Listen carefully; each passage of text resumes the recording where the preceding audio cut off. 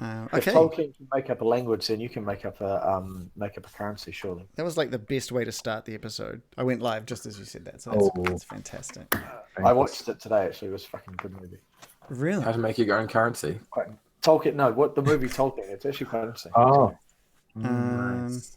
Someone's saying Make our your own audio's currency not was working. a good movie, though. That seems weird.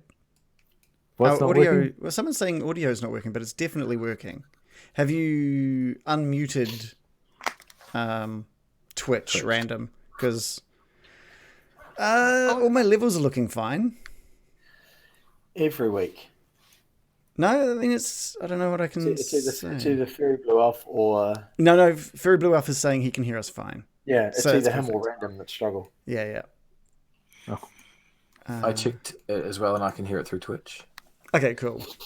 We're on Twitch. We get all the viewers we get just by if all of us jump in, we get them hits. Okay, sweet.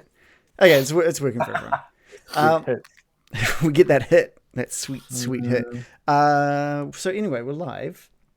I think we've got a few less waiting for us than we normally do because it is daylight savings here. So I'm assuming in about an hour people are going to be like, "What the? Oh shit! Oh Yeah."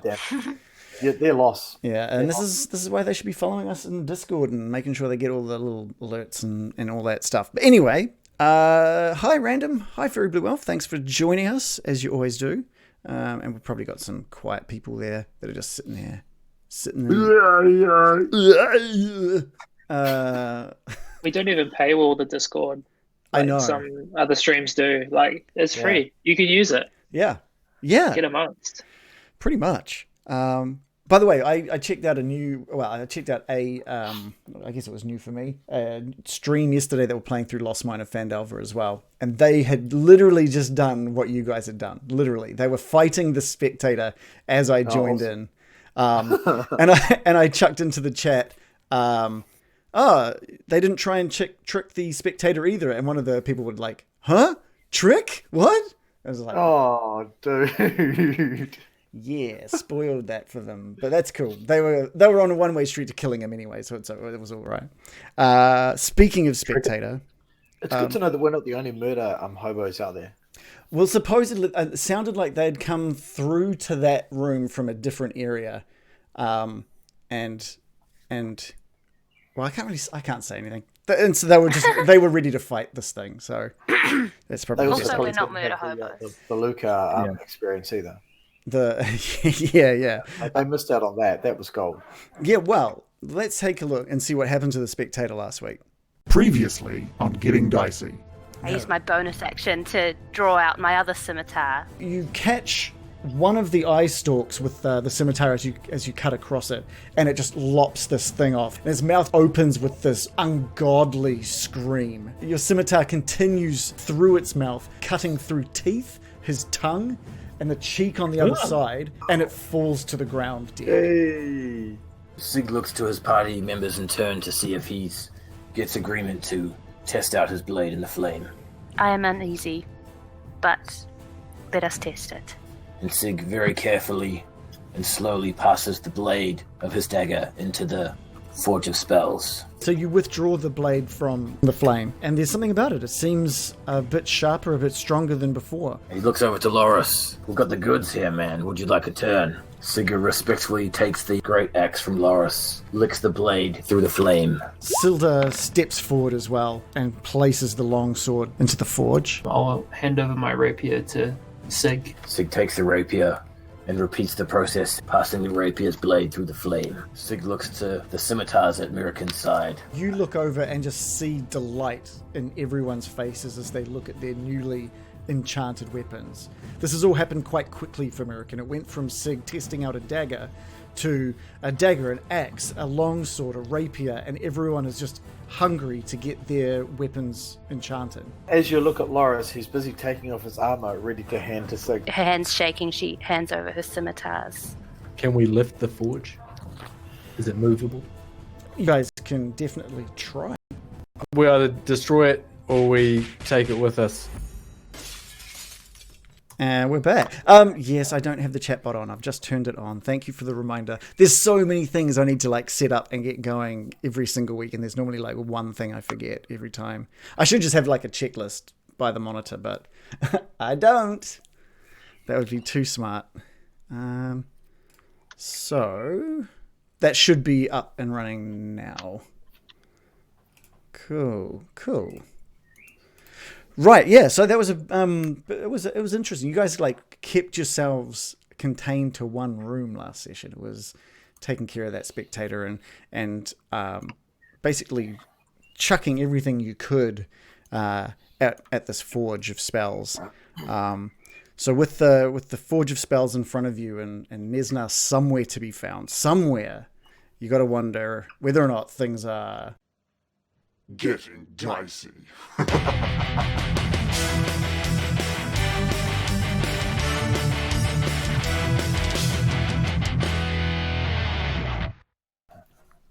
And the cowl is on. Thank you for the reminder, John. That's great. I thought you were saying cow. Cow. I was like, is this some kind of like in joke? Okay. So let's get you guys back into the map. You guys and Silda. We'll get all of you back in the map.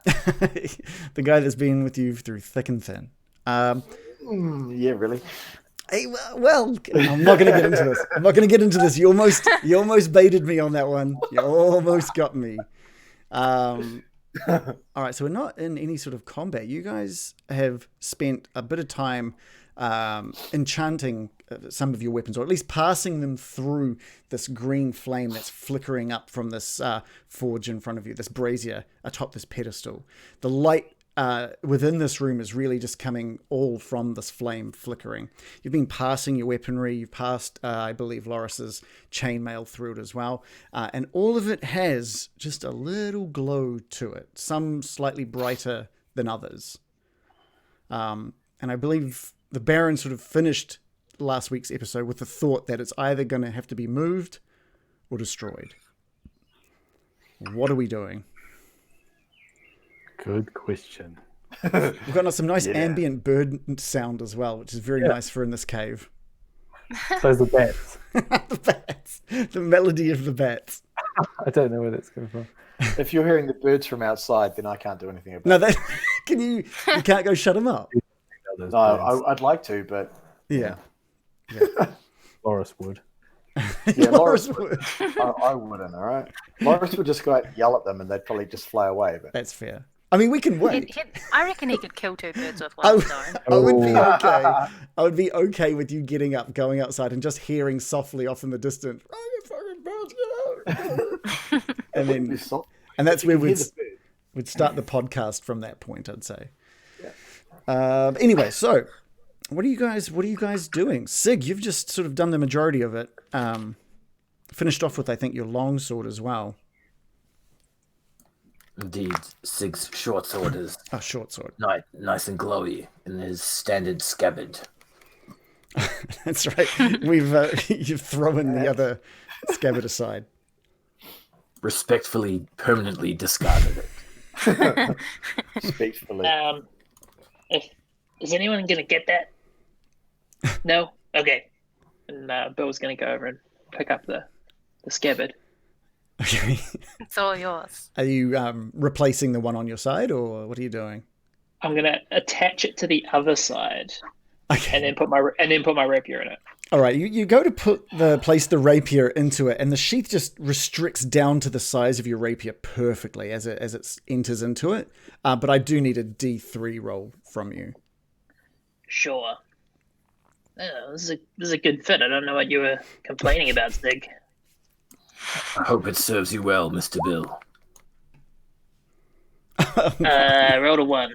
All right, and as you sort of speak to Sig, and you find that it just there's a little bit of tightness as you push it in, and these sparks just burn up and out over your arm and wrist. And I just need to get I think it's a D6 from you. Thank you.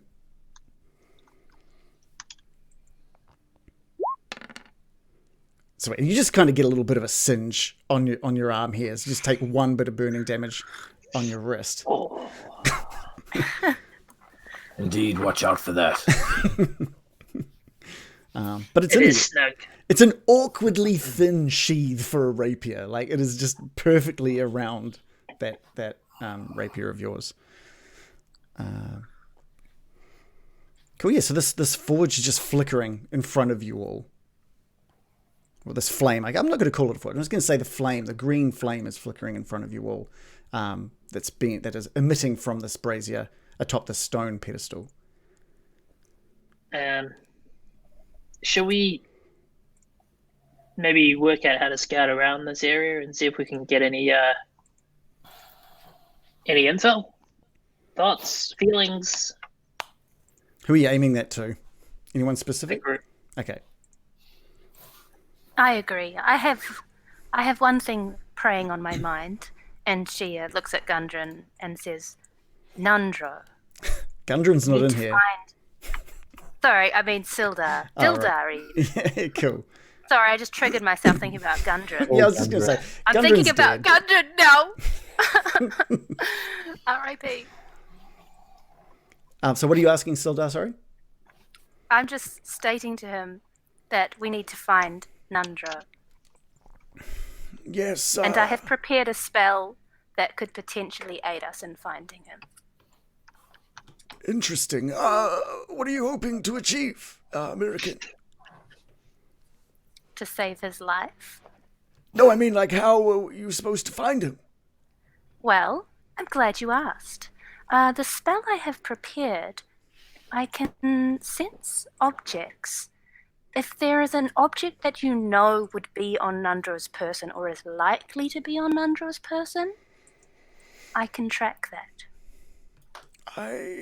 I've never met Nundro. I only know Gundren through our time with the Gauntlet, the Order of the Gauntlet. But I've never met his brothers.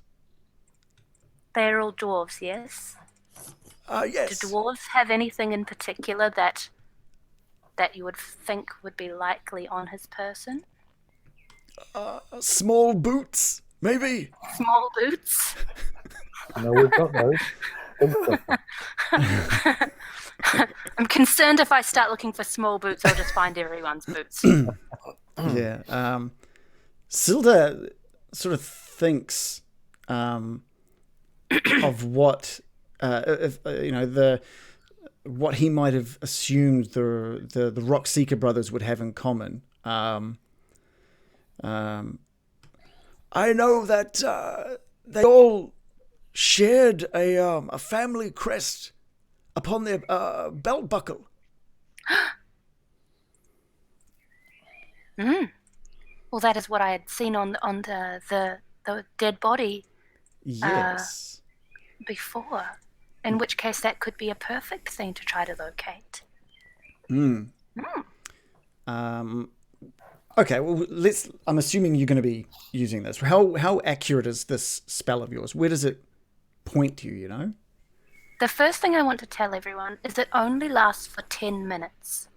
So that we need to be ready to set off immediately upon this spell. I'll put the details in the chat, I say to the rest of the people in the room. It is a divination spell called Locate Object. So it's got to be within 1,000 feet of you. If the object is in motion, you know the direction of its movement. And it can locate a specific object known to you as long as you've seen it up close. Within 30 feet at least once. Alternately, the spell can locate the nearest object of a particular kind. Okay, cool. Does it give you its exact location? It seems I can sense the direction to that object's location, which could pose a threat with all of these winding passages. Yeah, right. So I can't just be like, they're on the map. It's going to be like, you feel it's over in that direction. It's going like to last I 10 have minutes. a forked twig, and I'm like, Yeah, Like like, you're a water diviner. okay. Okay, that's Or cool. Dwarf diviner. But before any of that, we should decide what we're doing with the spell, the Forge of Spell, surely. The Is it possible forge. to move it at all? Can I have a look at it and see if it... Yeah, give me Give me an bolted in investigation. place or what? Give me an investigation with advantage, because I'm assuming you're just going to be helping each other. You're all going to be taking a quick look at this. Okay. It comes under I for investigation. Loris knows it's hot, so Yeah. 1 and then a 26. Okay, we'll take the 26. Thank you. Yeah, so you take a closer look at this. The brazier that's sitting atop that pedestal, it doesn't hold anything other than the flame. There's no wood that's burning or anything like that. It's very much a magical flame that's coming up out of that brazier. On close inspection, you can see that there's a ring at the very base of the brazier, and the metal seems to proceed further inside the pedestal.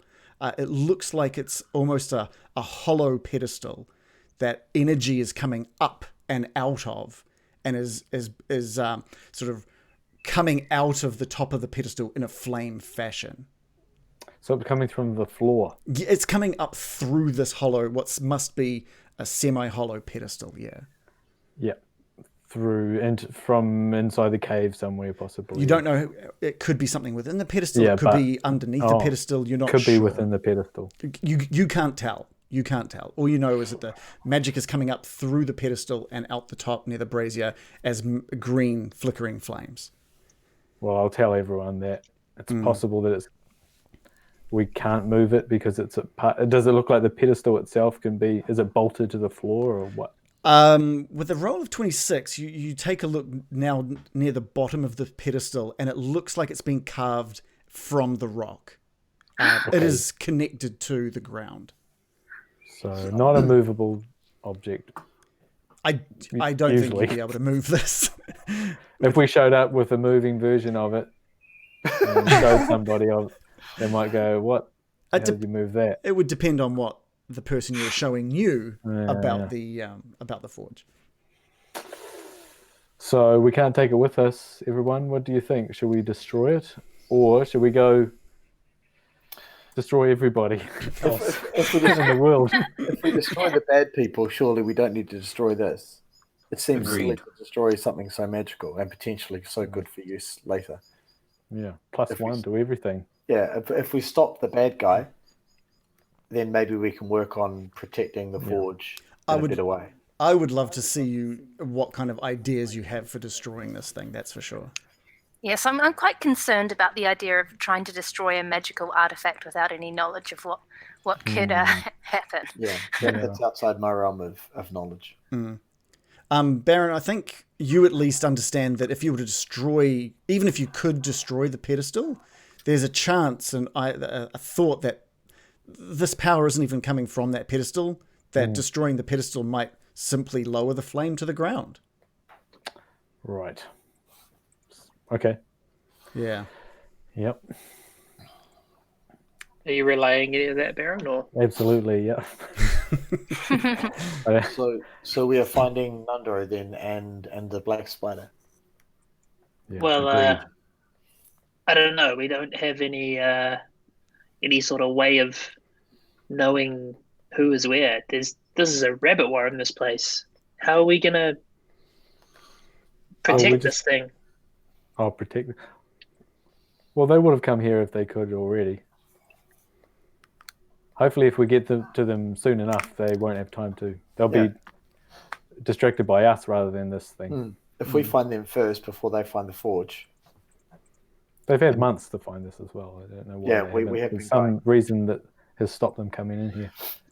Maybe that giant eyeball thing. Yeah. We got rid of that. Indeed, we know that they cannot remove it from this place, so we could do a thorough search of the area and return here. Uh-huh. And if they can't remove it, we can keep it safe upon our return. Yeah. Cool. Cook some hot dogs on it or something. Yeah, let's have that. Plus one hot dogs. Yeah. Grilled cheese. Do we want to check the room behind us just to make sure it's kind of safe before we venture out? Please do. The room?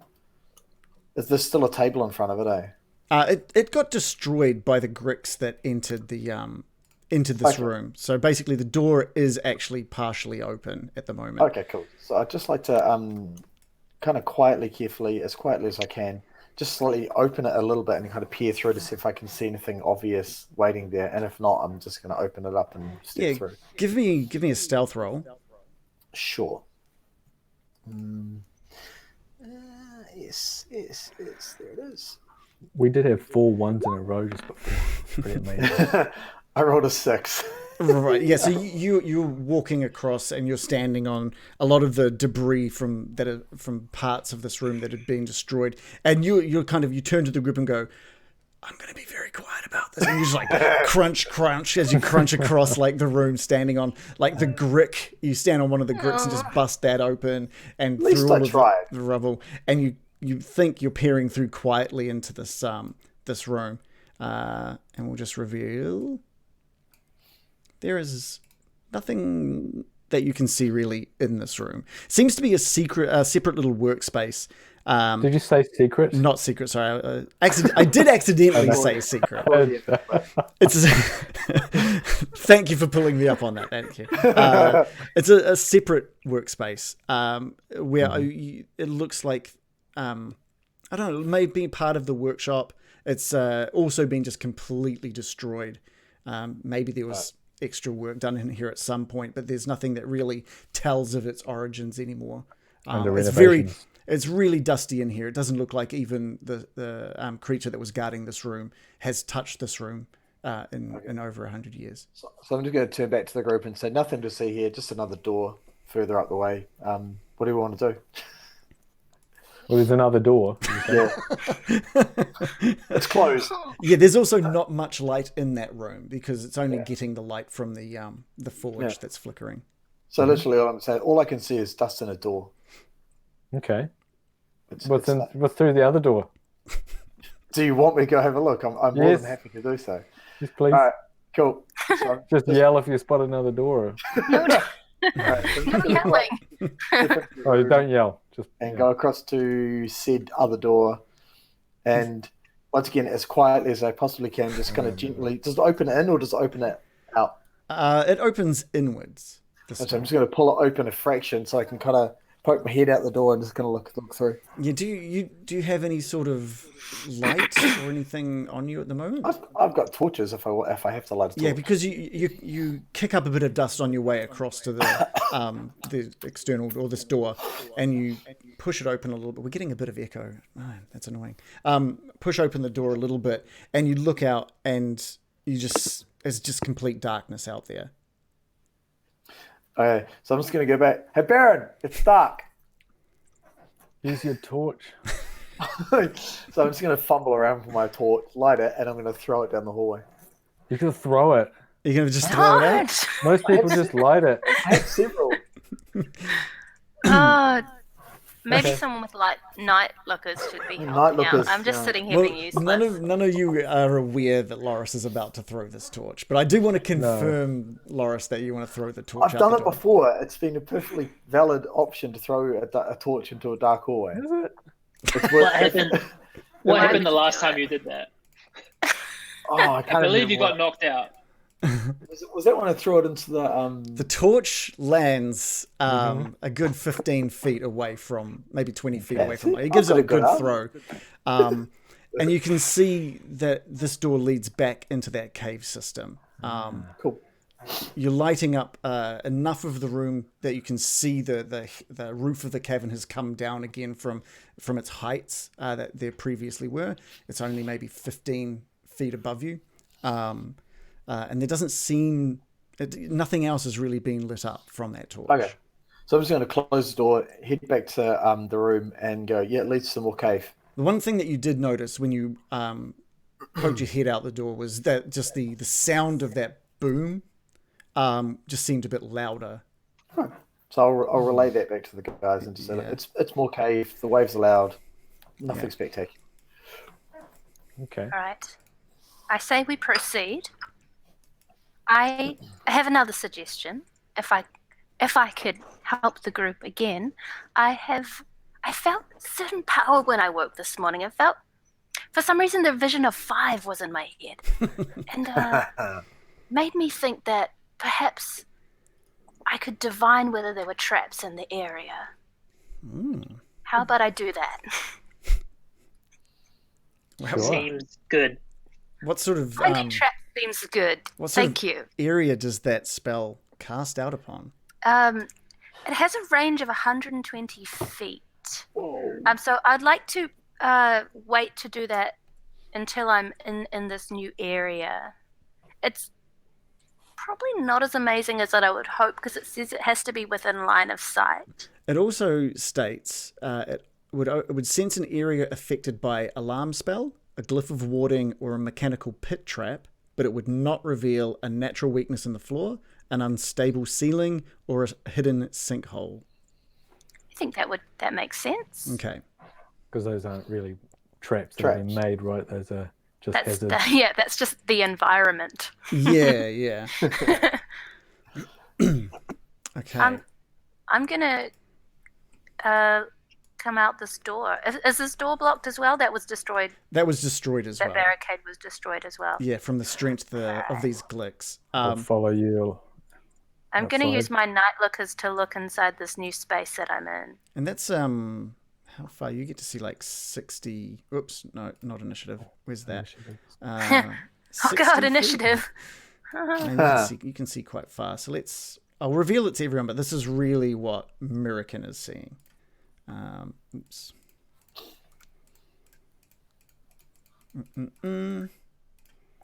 Cool. Burn them spell slots, baby.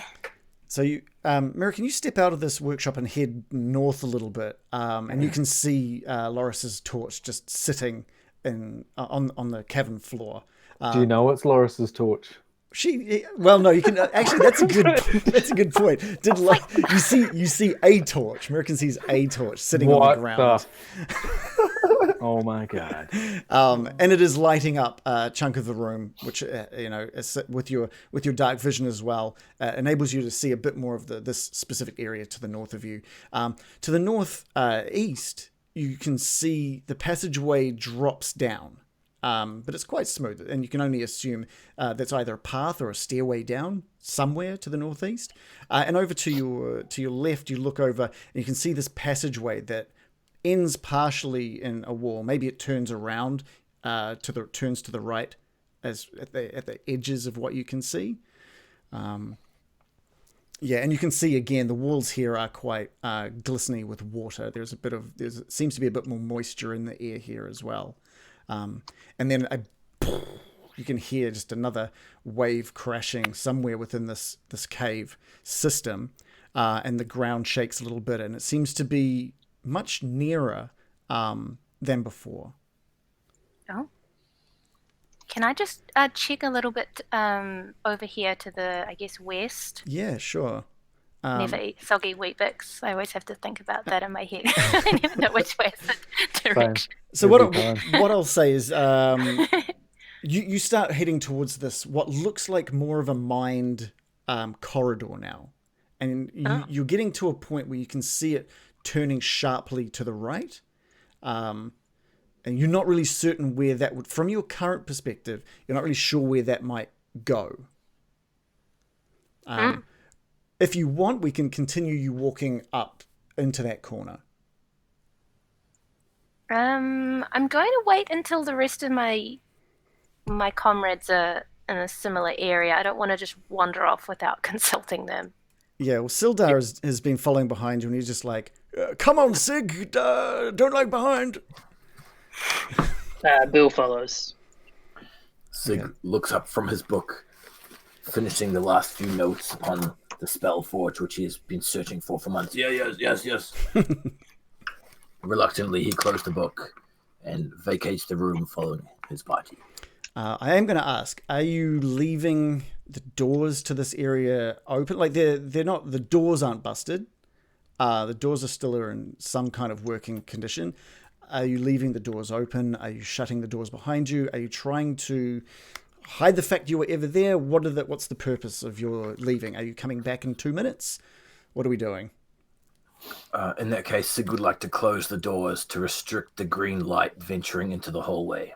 Okay, good. Yeah, because there was a little bit of green light. And Sildar helps you with the other door as well, just to make sure that is all closed up. Good thinking, Sig.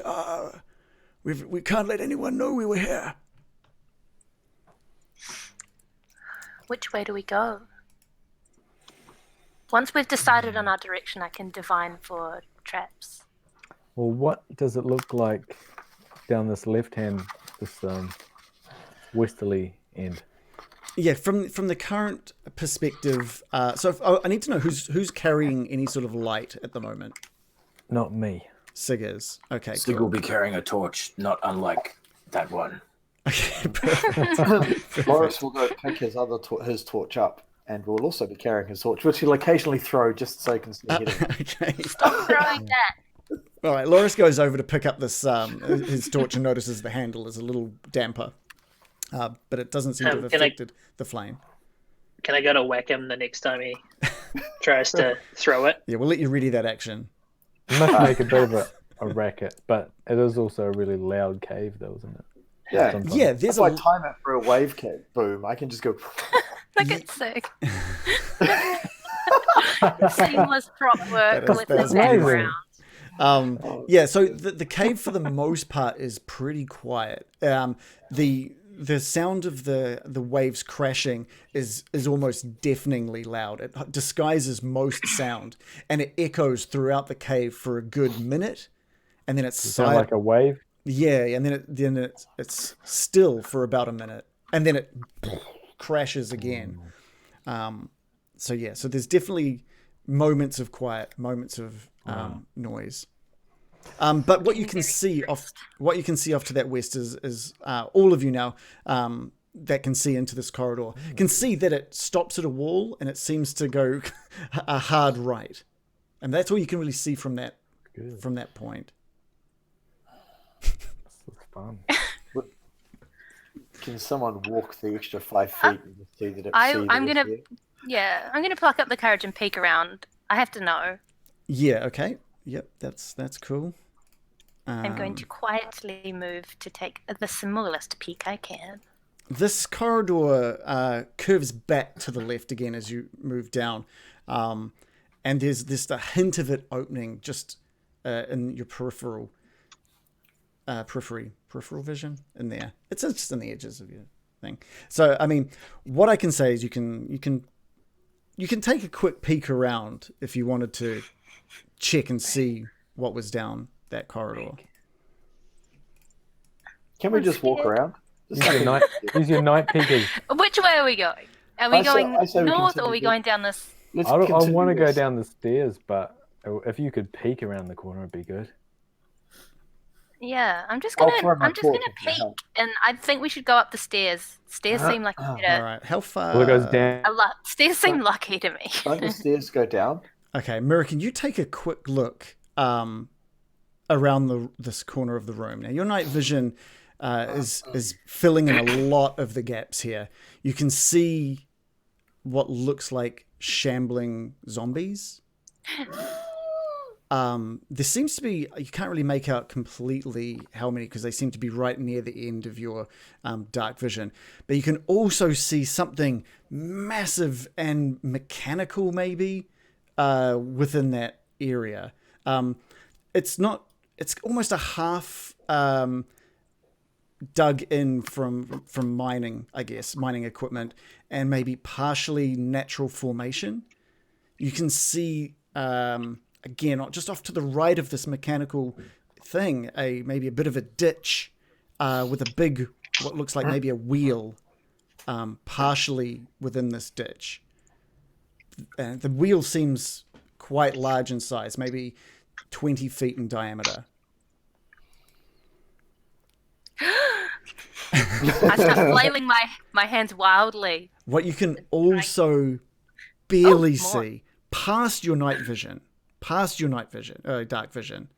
is you can just make out a soft green glow hovering near or behind or close to this mechanism. It's maybe 10 feet off the ground, and it's just moving. It's moving back towards. It flickers out of view for a bit, and then it comes back into view. And it's sort of moving throughout that room, but never getting into your dark vision, your like radius. I start flailing my arms wildly to stop anyone going any further and start in a hush whisper explaining what I've seen. Zombies. Zombies. Zombies. And another green glowing. Did the green glowing thing look like the spectator, I don't know. or like a balloon, or? It was probably just a balloon. Faerun's famous green glowing balloons. I say we go in the other direction. Yeah, we don't want to run into any baddies. I mean, that's not what you're here for. No, because We're on the tour. hunting the bad guy who's a necromancer isn't what we're here to do. Damn it. Should we fight these zombies and green glowing thing? What do you think? Well, can't you I make don't friends know. with them? Make Well, friends? they haven't with them? seen us yet, so we do have the element of surprise, I suppose. Yes. You tried that with the other zombie dude, didn't you? You tried to make friends with him. Yeah, it was going well Was it? until someone burned It all was the until zombies. someone did so. I'm not holding a torch, am I? I don't want to make friends with these ones. American, you can see as well that the torchlight from the people behind you is making its way down this corridor a bit. They're zombies. They're too stupid to know the difference. I They fear can that they're smell. already too close to the Forge of Spells. We must rid this place of them. Okay, I'm in the mood for killing zombies. I can understand that sort of logic. And No, there's a what do you- giant wheel. Yep. Sorry?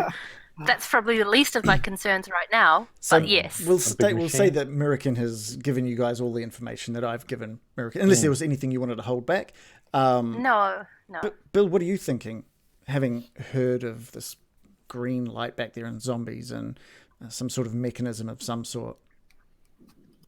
I'm just gonna say in a hushed tone, like, what do we think? What do we think that is?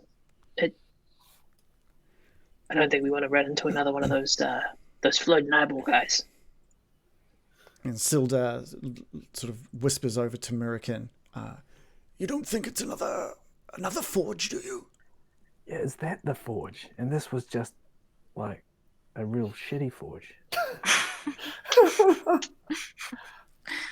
It did look like a bit of a It was backup moving. forge, didn't it? Yeah, it's just It seemed to be moving back and forth. I don't know what it a could guest be. forge.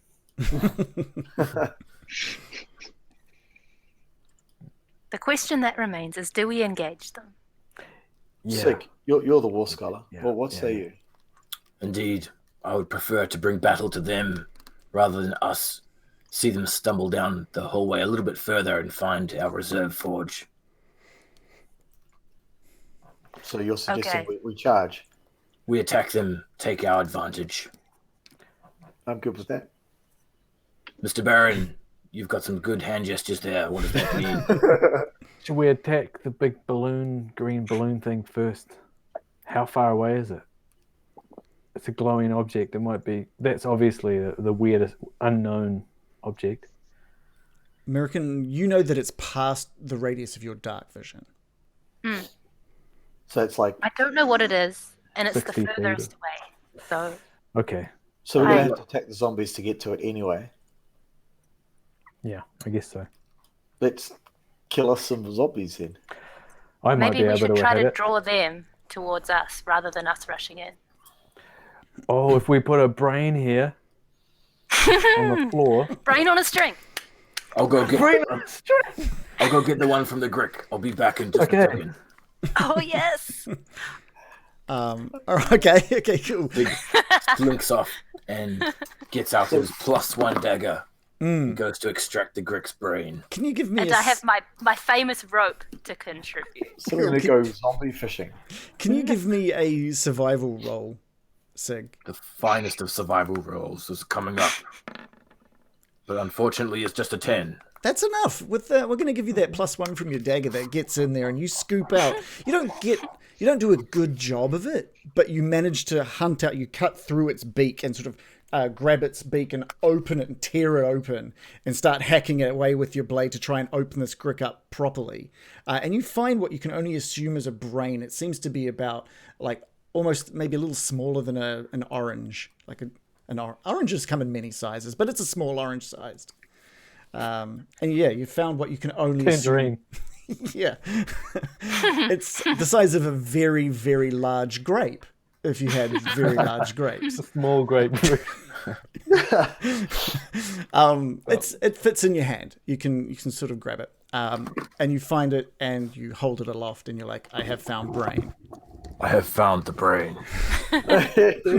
Sig takes the brain and goes and passes it gingerly to American's rope that looks unlike this USB cable. Yeah, I'm gonna tie my rope around the brain. Okay. How long is your rope? Let me check my inventory. It is some long. It's probably like a 50-foot rope. But I don't know how classic well you question, can launch a 50-foot rope. You can definitely... Well, let's get into the weeds and look into that. Let me find my inventory. Now, we I know don't how know. dangerous I've got ropes are hempen for you rope. guys. Pardon? We know how dangerous ropes are for you guys. Especially when we're I trying know. to climb them or descend them. Yeah. It doesn't say. It's rope.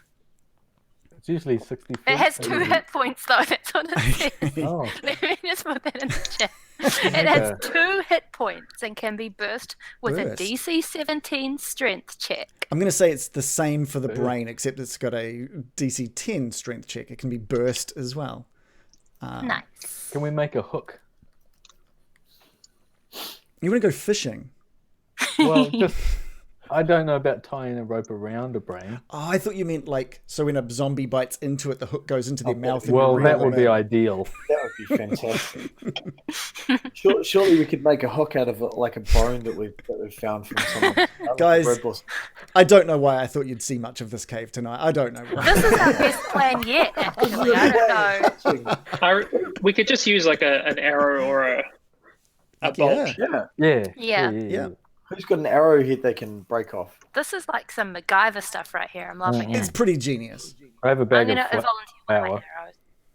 Oh, chuck I'm some going to hook powder it on through top the of it. brain and tie the rope to the end after the brain's been hooked onto the arrow. Okay, what I'll get from you is I'm going to get an intelligence check from you. You can choose How which. rude. Can I? Oh Are wait, you sorry. saying this isn't the best idea? No, it is. I just want to. Maybe intelligence Okay, good. isn't the right role. Maybe survival is the better role for it. I can do. What does survival either. use? Let's That uses see. wisdom, doesn't it? Survival. I Ah, have rolled a 21. I don't know how you do it, American, but you've crafted this beautiful. It's basically a brain on a rope. Awesome. You've got an arrow that has been pushed through some of the threads of the rope at the end and into the brain, and you've popped it through the other end of the brain just to secure the rope to the arrow to the brain. You've got a brain on a rope. Add brain on a rope to your inventory. Let's go fishing. Just like soap on a rope, but brain, yeah. Yeah. Oh dear. Yeah, right. smarter. Okay, I I've got a reckon- great idea. If we can lure a clump of them, I can entangle them. They'll never stand a chance. Yes.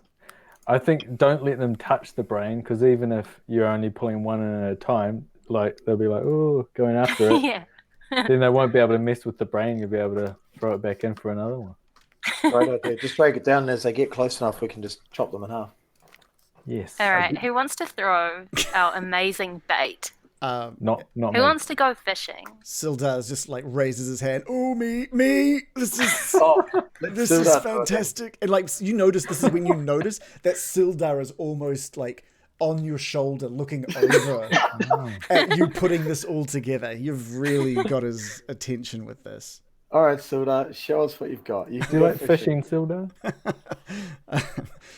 So he does ask like, how far into it? Like, I'm not going to be able to turf 50 foot of rope.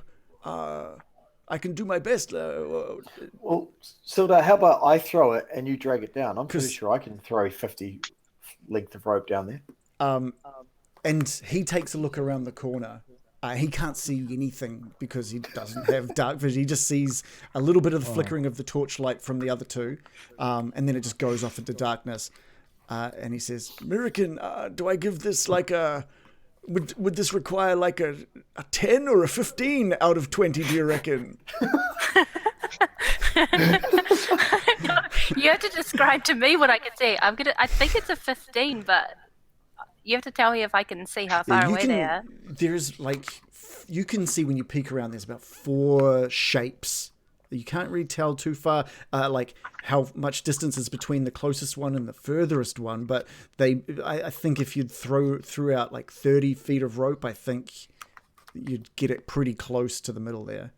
I've got an amazing idea that's like the pièce de résistance of this plan. I'm going to use my gust cantrip to waft the stinky brain smell towards them when he throws it. This is brilliant.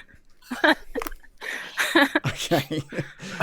Brain on a rope. We're going to have Sildar throw this rope. Sildar. Yeah. Oh, sorry, Loris? Just as he throws it, I want to be prepared, and I'm sure Sig will be the same around the corner for when a zombie gets within kind of striking distance, if they do follow, that I'm going to just rip his head off.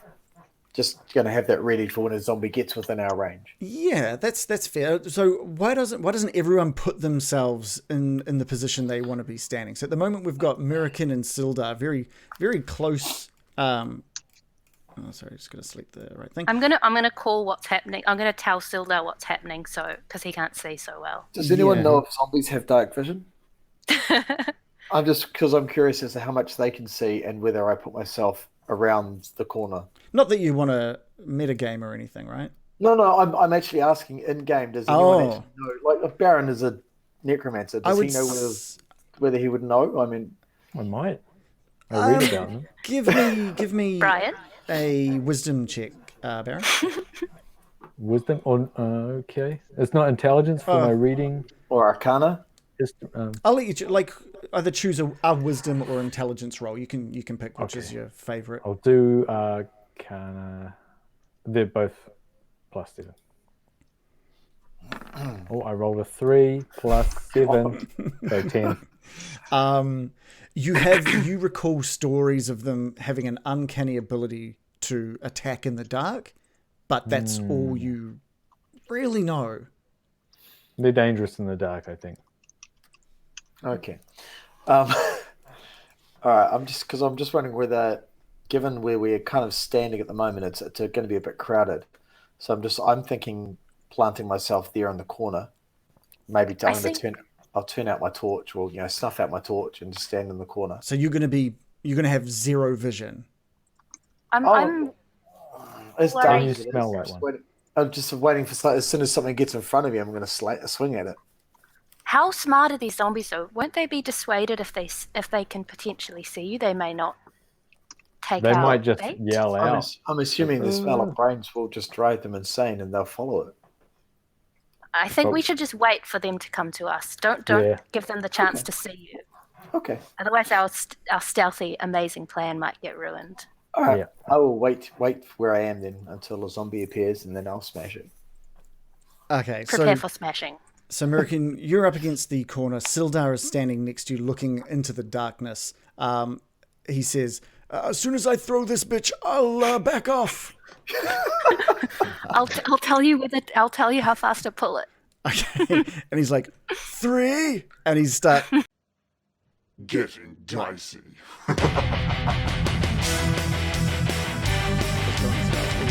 Anyway, so he's like, 3.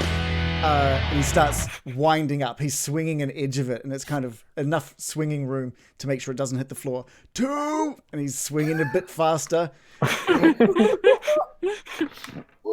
And he's like, and as he throws this thing, and he throws very well. He manages to let go at the perfect time for the weight of the brain and the knot at the end of the rope and the arrow to really drive that rope through his hand. And he in his head, he's thinking he's only going to get like 10, 20, 25 feet.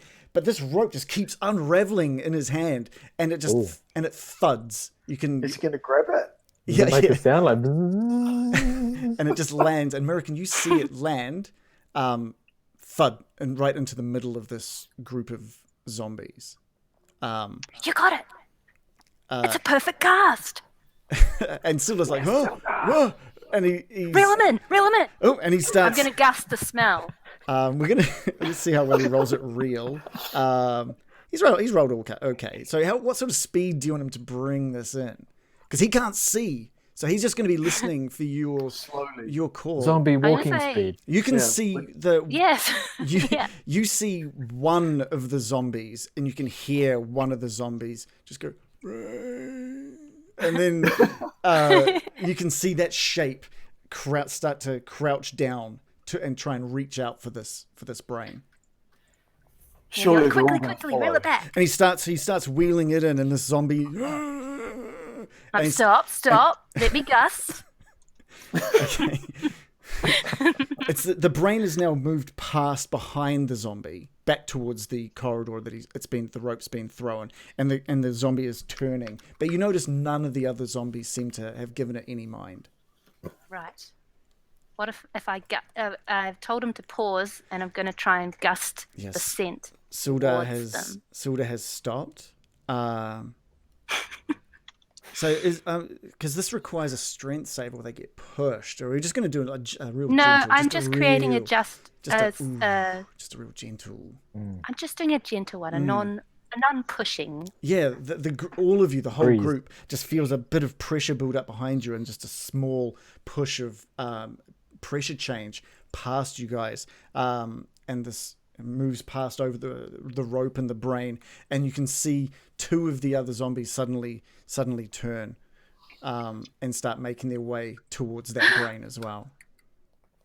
Amazing job, Silda. We've got them on the hook. All right, and Sildar's like, do I keep winding him in?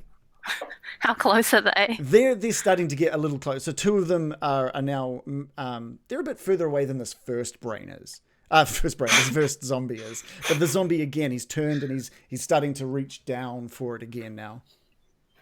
Okay. Keep going. Okay. Walking speed. Yeah, and he's just pulling the rope in at just like what he assumes walking speed is. And thanks to Sig's light from the torch, the brain comes into view across the ground in front of you, and just there's a hint of a zombie coming into that light now, and it is focused on the ground.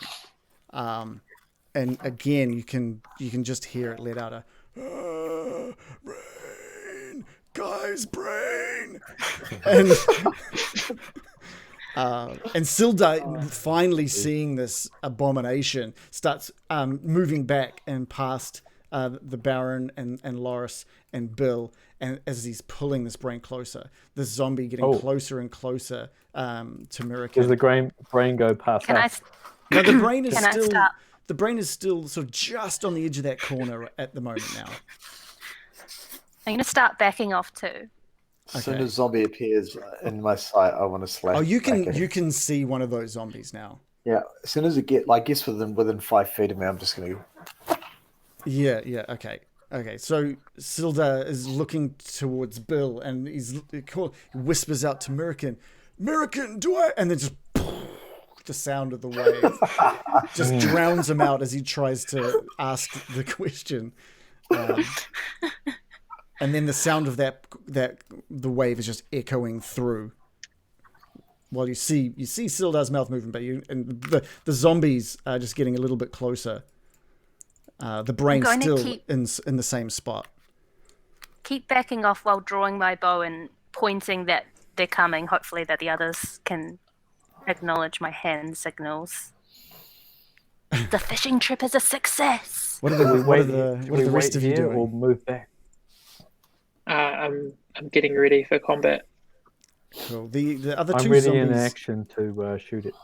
Silda was still waiting for word back from Mirakin, and this zombie has now bitten down into this brain, and is just also at the same point has pulled it up to his mouth. He's biting into it and finds this rope, and he's just kind of like tugging at the rope with the brain in his mouth. And Sildar is like, "Whoa!" And he's like, Does he bite into the arrow? you know what? Why not? You asked, so why not? He bites He looked down. so happy though. What we're gonna do? We're gonna do because I gave the brain a DC of 10, so the zombie's gonna bite down. with a +1. He's only bitten down with a 3, so he's still just kind of gnawing on this thing. He hasn't taken a big bite into it yet. He's almost like just salivating over and licking it and just taking it in. These other 2 zombies are now coming up behind him and around him. I'm so stoked our plan worked. Can I shoot? Can I shoot them? Can we do we get a surprise round? Is that a thing? I mean, are we going into initiative? Are we doing it? I reckon. Are we, guys? Well, we're not going to We let got them sit thumbs up there and from do the Bill. brain. All right, roll I can initiative. shoot them perfectly from here. Oh, Our plan was incredible. Well done, everyone. yes. That Well was done, a great Silver. plan, American. Fishing for zombies. Why not? Fishing for zombies. Oh, that's his new song. Oh, Kiwi Music Month. I rolled a 17. I guess that inspired Bill's next hit, huh? Yeah, I haven't written anything for that, but that'd be good. How's I rolled a 9. oh, yeah, cool. What's everyone rolled? Tell me your rolls. I rolled a 22.14. Cool. Sig also rolled a 22.14. Oh dang! But being the gentleman that he is, he will allow Mr. Bill to go first. Silda has rolled a 2. Oh, Silda. Well, he is at the back of the group, so I mean that's okay. It's kind of understandable. Yeah. He's busy fishing. Yeah. All right. So top of the order, Bill. This is the surprise round. So you guys all get an attack on these zombies, and then you will get another attack on these zombies. Oh, this is going to be messed up. This is going to be fantastic. Bill, We hope. over to you. Let's roll rolls. So I'm going to call out to Sig and sing to him. Fighting away. I don't know what else to say. I'll pray anyway. Today's another day to fight them. Don't shy away. I'll be inspiring my friend, okay? Take on Sig. Take on him. Take him on. So please take your bardic inspiration, which is now a D8. Oh, Thanks to the power of Level 5, everybody. level 5. and then I'm going to run and stab this guy, drawing from my left hip. I believe I need to roll a D3. Oh yeah. Give us a D3. It just comes out. No sparks, no anything. It just comes out fine. But it does look sharper than the last time you saw that rapier. Pointier, maybe. All right. Stabbier. Oh. Very stabby. Sorry, I don't think I updated my +1 on here. I only did it on Beyond. And we can add the +1. That's fine. So I got an 18. Nice. I'm assuming you're 19, sorry. swiping out at the one holding onto the brain at the moment. Yeah, the one at the front. Cool. And that is, you rolled 11 for damage, but we get to add a 1 onto that for the +1 weapon. So that Oh, is dang. so 12 damage. You Sorry, actually, I'm just looking at it. It looks like I did add it. okay. My bad. Cool. Okay, sweet. But it's 18 hits and 11 damage. You it's distracted until that rapier just pushes into its shoulder, and it lets out as best a scream it can. Oh! Silver? Yeah, it sounds like silver. Silver, no! No, I sound more like ouchie. Yeah. There's a difference. I do hear it now. Yeah. And he does drop the brain out of its hands and just look up towards you and takes you all in for a moment with just a look of absolute hunger. I'm assuming that's your bonus action and your action there, Bill. Over to you, That's not Sig. good. Right, Sig takes the torch in his hand as he maneuvers past his party, and he drops the torch in such a way that there's enough light for combat in that little area, but not making it go down the hallway type thing. So maybe like there. Okay, yeah, that's. Wait a Not the second. second one. Let's have a look. Yeah, no, that's fine because it only does 20 feet of light, so that's totally fine where you've dropped it. And then Sig would like to use his bardic inspiration. Now, I say it before I do it, or something like that, right? You can see your first roll, and then decide whether or not you want to use it. Yeah. So you can roll your d20 and then go, I want to add a d8 to that. Yeah, but Sig, this is the first time now that you've dropped that torch that you can just see these abominations standing in front of you. One of them is still a little distracted by this brain. The other one is glaring out with his arms outstretched, reaching towards Bill. And they're all dramatically lit from the bottom thanks to your torch. Oh, Indeed. the scariest kind of lighting. Yeah. Sig would love to yell out a war cry, but restrains himself somehow as he channels his strength into his hammer with a two-handed stance and bats into the northernmost zombie. Cool. The one that still seems distracted by this brain. Give us a roll to hit. And Sig will elect to use the thing on the next one. Okay, yeah, that's cool. With a 22, it is... Oh, wait, you wanted to... Oh, 2 hits. 2 hits. That's right. Well, you don't Sig have will to... You don't have to use it. Either. You can see what you roll first and then decide to use it if you want to. So, with a 22 and a 21, did you want to use your bardic inspiration? If I can save it, I'll save it. Perfect. Both hits take this zombie by surprise. You deal an amazing 18 points of damage onto this thing. And you knock it prone with that final shot. It's still undead, I guess. But not looking too good. Anything else from Sig? No. Okay, cool. Loris, over to you. Okay, so seeing Sig light up all the space and seeing 3 zombies there, just going to kind of look down and notice this necklace that's been around my neck for like the last was there last session, but I didn't really notice it. And notice it, kind of look at it, and this vague memory that it was Luca's that he's planted there. So I'm just going to hold on to it and quietly say to myself, "For Luca, for the dark rule," and rage on. And such, I'm going to hone into here in a rather reckless attack using my inspiration point that I got given last time.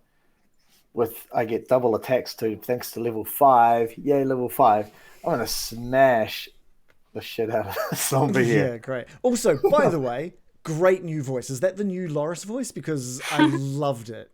I loved it. I want to hear that voice. It will be in certain circumstances when I use the spirit of Luca. Okay. Excuse me. Where is my Ragey Macy? Not Ragey Macy. Ragey Axe. I hope I did this right. Here we go. Ragey Great Axe 1 and Ragey Great Axe 2. With reckless attack, I think I get advantage. Whoa. On the first attack, so I'll roll it 3 times. So yeah, what's the cool attack? What the hell? That is 27, 23, and 20. I don't think we needed that surprise round, guys. Now Yeah, you also your axe is also a +1 at the moment as well. So so I've added that on. Oh, have you? Okay, cool. It's already added on in the attacks at the moment. So Okay, that's great. like 8 and 16. Yeah. 8 and 16 of the damage that it does, because the third roll was kind of the with advantage roll, not that it was needed. Yeah, that first swipe of your axe does plenty of damage, but it's the second one that puts the zombie to the ground, and it just slams into the ground, landing on top of this brain, and the arrow just pushes through its head. It's double dead. It is very, very dead. Thanks to Excellent. that attack.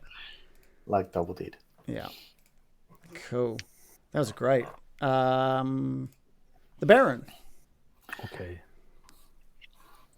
I'm gonna. Do I have a clear shot at either of these? Loris's frame is probably putting. How about if I move here? If you move there, I'd say you've got a decent shot at both. Okay. Well, I'll try and shoot the one that's been damaged with chill touch.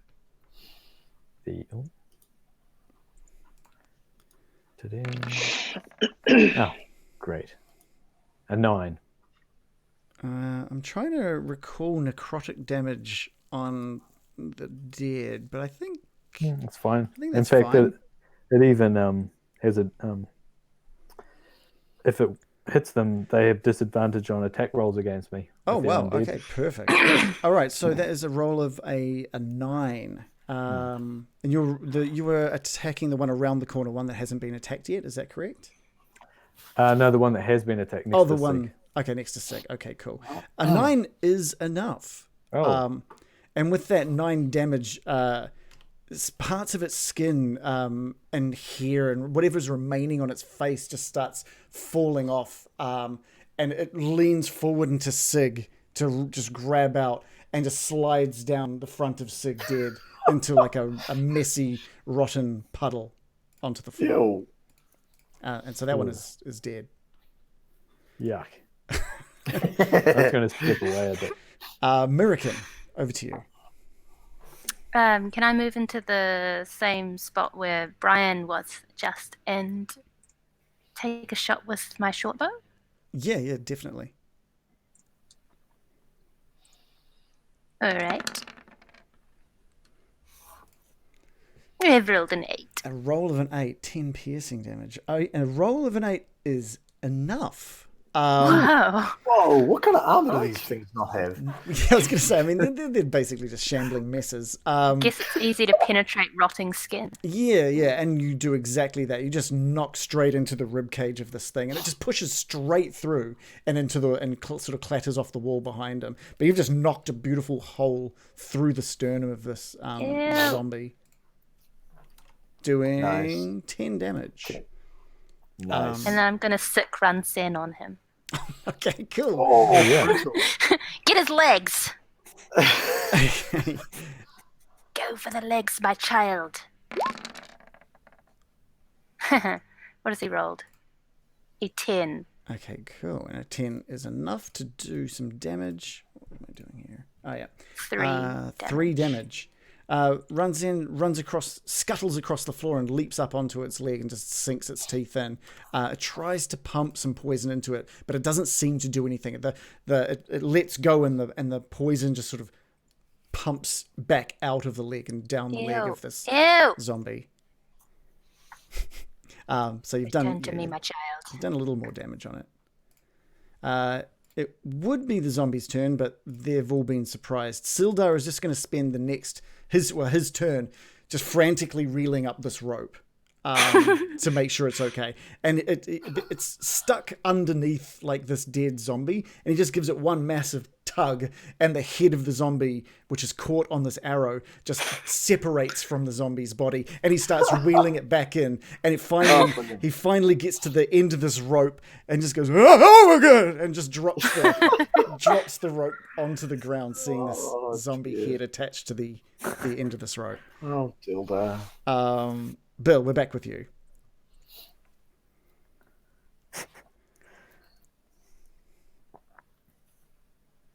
Sorry. I think seeing us kind of lay waste to this group, I'm going to try to finish off the last one that I can see. And I'm just going to stab him with my rapier. From your current position, you might need to sort of step out to get a clear shot at him. You've got this corner of this wall between you guys. Okay. I'll lean out. Yeah, cool. Stab. Yeah, cool. Whereabouts are you aiming this stab? Into the shoulder that's like the most visible to me. Yeah, cool. So you jab the rapier in. Now this is, like I said, it's sharper than the last time you tried to use it. Wait, did you used the rapier since you pulled out the scabbard, didn't you, out of the sheath? I did. Cool. So you notice this time it's not quite as sharp suddenly as that last attack that you made. You think that sheath obviously did something, but it wasn't enough to last more than that one attack. This attack still, though, at a roll of 15, pushes into the shoulder of this zombie, and it kind of gets stuck on the bone, and you wiggle it around and try and pull it out, and you just fully disconnect the arm from the shoulder and shake the arm off the blade onto the ground next to it. So that was 8 damage. The zombie is not looking very healthy right now. Well, it's undead, so of course it's not. Yes. I mean, then it's looking very healthy for a zombie. Sig, over to you. Sig will stride forward over his fallen foe and hold his hammer at the bottom of the handle and swing it like a baseball bat into the head of the last remaining zombie. Cool. Give us a roll to hit. Yeah. Sig rolls a 16 and a 24. Oh, that's really good. Is that like a double attack each time now? Is that the power of 5? The power of 5. Hoo-wee. Yeah, your first hit sort of aims a little low, and you just crunch the sort of the upper part of that zombie into the wall, and before it gets a chance to drop fully to the ground, you return that hammer into its head, and you just paint the wall. It just pops up the wall and just coats the wall, and it's in whatever body matter is left, and that is these 3 zombies dead. At your feet. Man. I give a big thumbs up to Sildar. Are we going to try and do that again, or are we just going to charge? Sildar's holding this rope out with this zombie head. Sort of. Catch of the day. I think I've got an idea. Are there more zombies down there, or is it just the green orb? I'd say Bill, since he's got his dark vision as well, takes a little peek around that corner. And he sees the same sort of thing that Mirakin saw. He can see some shambling shapes near the edge of his dark vision. You can see this big mechanical structure, this what looks like a wagon wheel, but much larger in size, that disappears into this ditch to the right. And then out of nowhere, just this little green glow just passes into view, sort of floating through the air a little bit. So there's more zombies down there. Can I just observe for a moment and see, is there like a regular cadence that the orb circles around on? Yeah, you sort of like tell the group just to hold back a little bit as you concentrate. Can you give me an investigation roll? Certainly.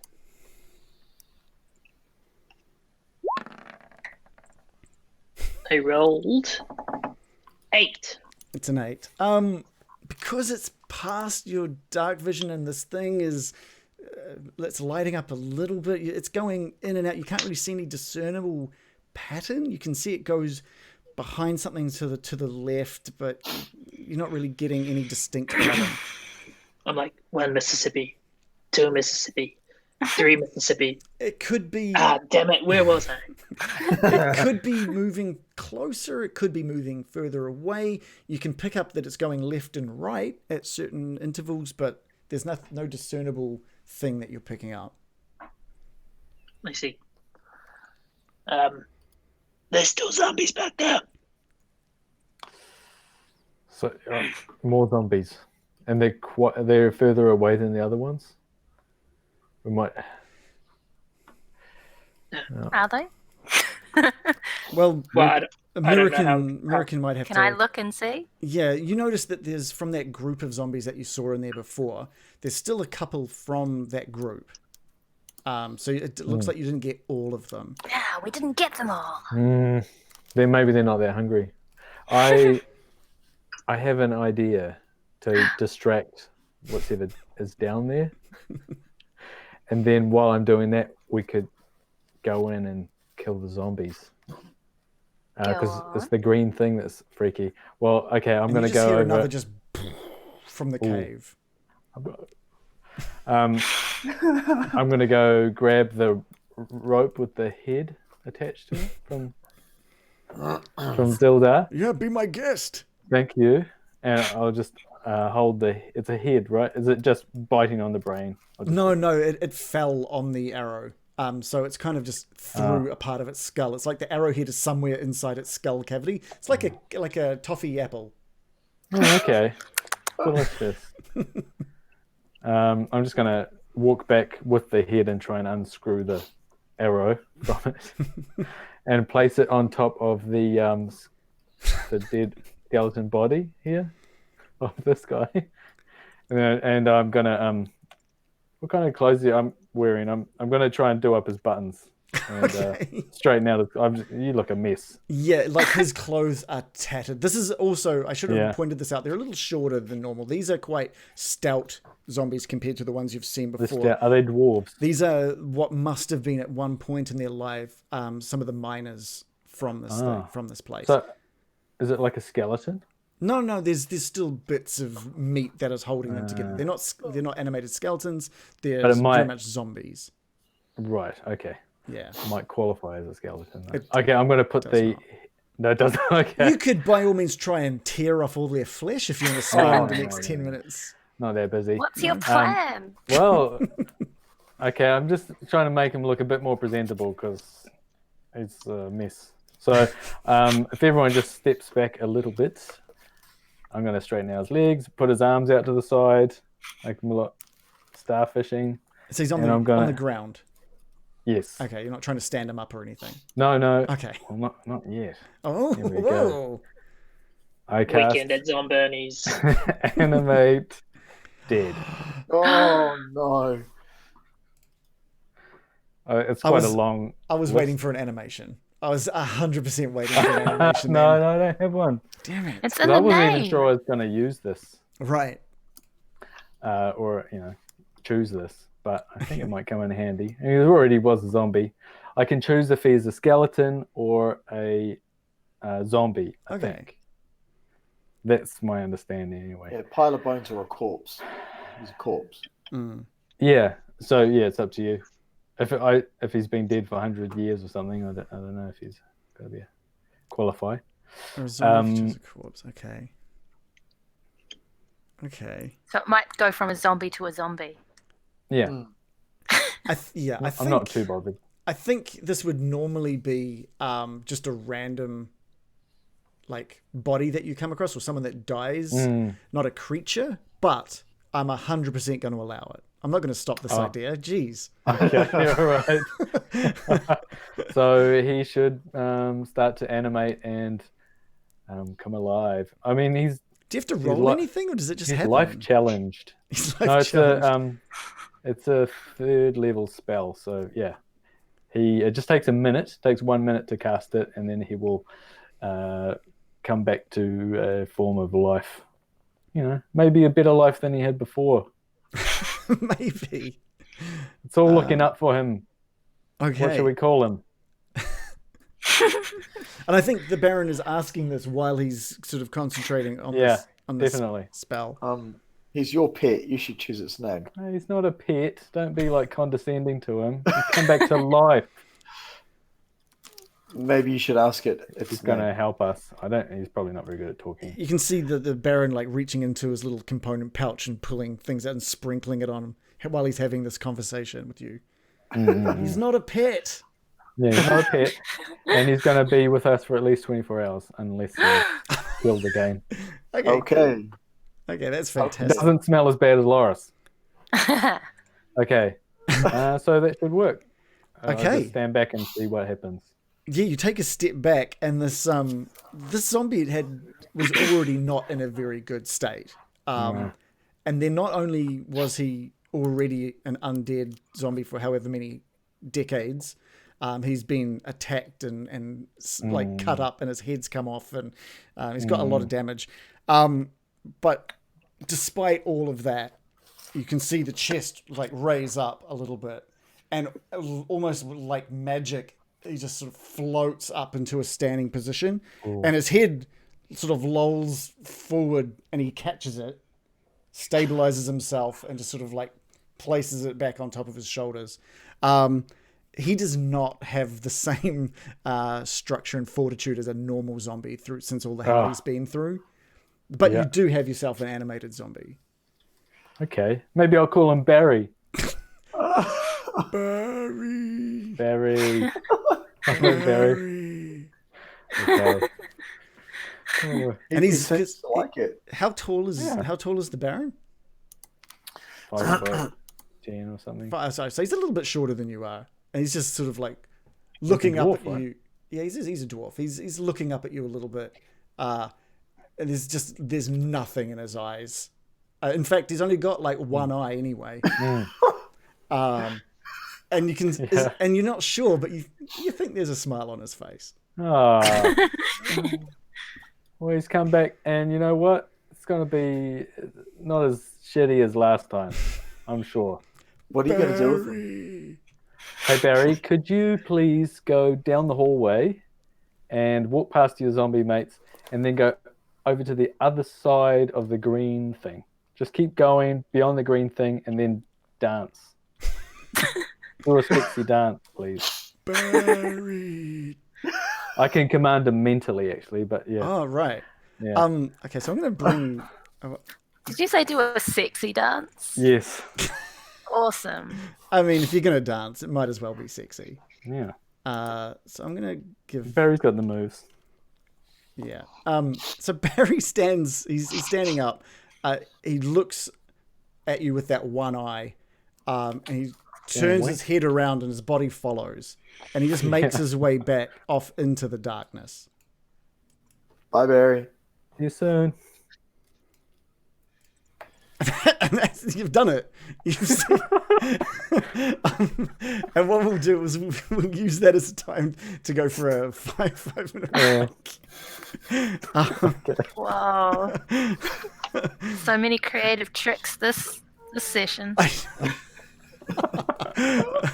And here I was, like, honestly, I got home and I had a look at the map and I had a look where you guys were and I had a quick look at everything that could happen for all the directions that you could go. And not once did I think, they'll go fishing for zombies. If we do anything, we keep our DM on his toes. You really, really do. Yeah. How's the chat going? The chat's going all right today. We've just had a couple of new follows as well, with Cruiser and MLH Weaver giving us a follow. So thank you so much for giving us a follow. We love all of that kind of support. We also had a couple of extra followers midweek as well, which was great. I don't know if they're here watching tonight, but that's awesome. Hunster, one of our regulars we used to have, just popped in just to give us 50 bits, just to say, hey, I wish I could continue watching, but he's going to catch up on the VOD tomorrow or something. So Hunster, thank you so much. We love your support as well. Yeah.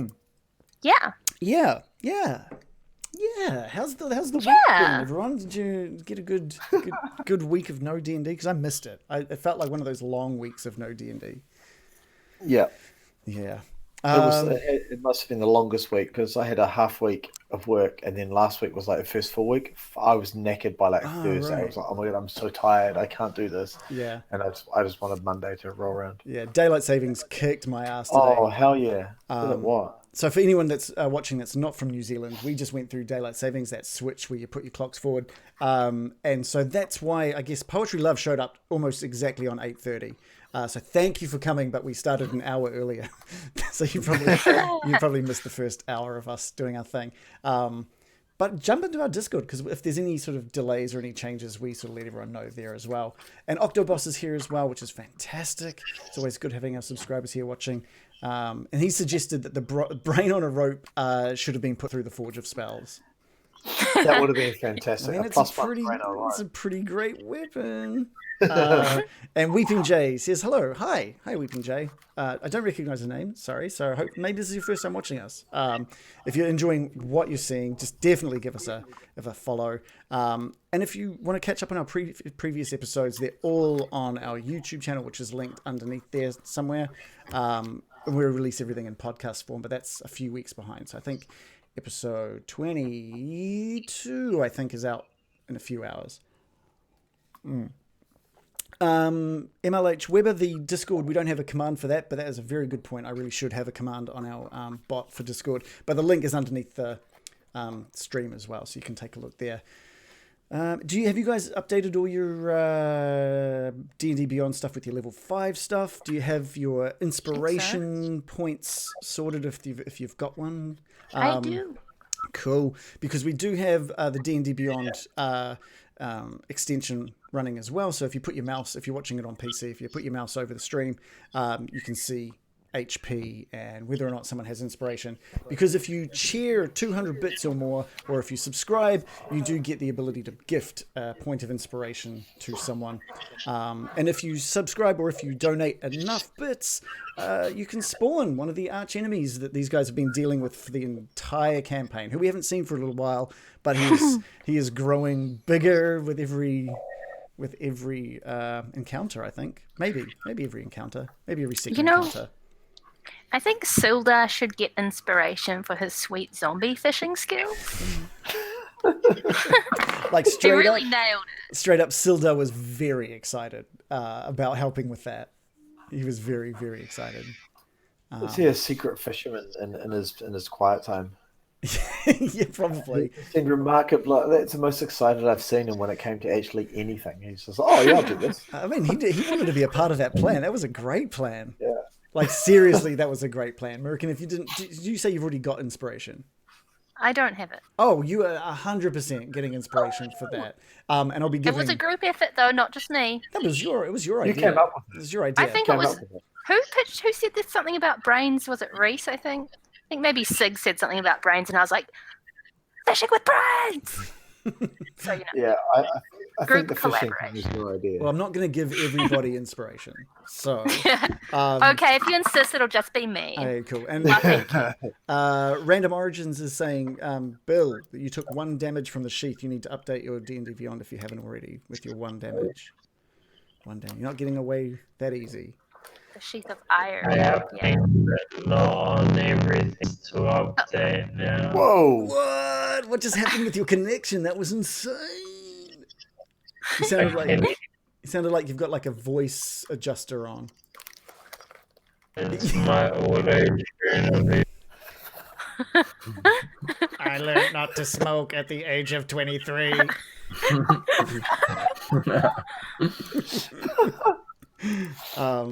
That's interesting. I want to hear a song like that. Oh yeah. Something up with your connection. I don't know if you want to. That's an awesome robot voice. Yeah, it is amazing. Yeah. That's terrible. He's just invented dubstep. Do you go back in time and wipe out humanity at any point? Have you tried disable video? You might want to refresh. Disable video. Give Whereby a refresh or something like that, maybe.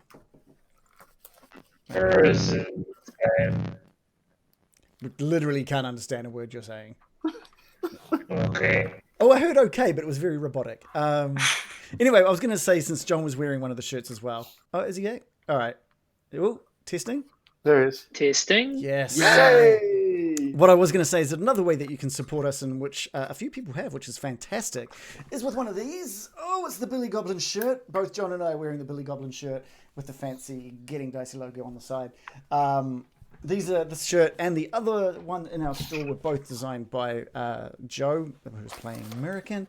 They are amazing shirts. So if you want to support us out in the wild, definitely pick one of these up. The one with the little dingus on the side, is going to be going bye-bye in maybe in just under a month, because we're changing where our merch is going to be sold from, and they don't allow the things on the shoulders. It's a shame. Oh, is everyone going crazy? That's a cool echo. Who's What talking? is happening? Okay, I'm gonna mute. Okay. Just How about now?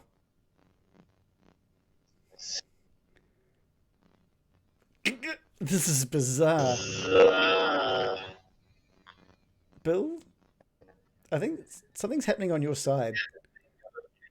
it's so weird. I'm glad this happened on our break. Wow. It's totally on Bill's side. Yeah, because it's totally fine now, right? Yeah. Bill, try disabling your video. Just so it's got more bandwidth to handle the audio. Yeah, we've got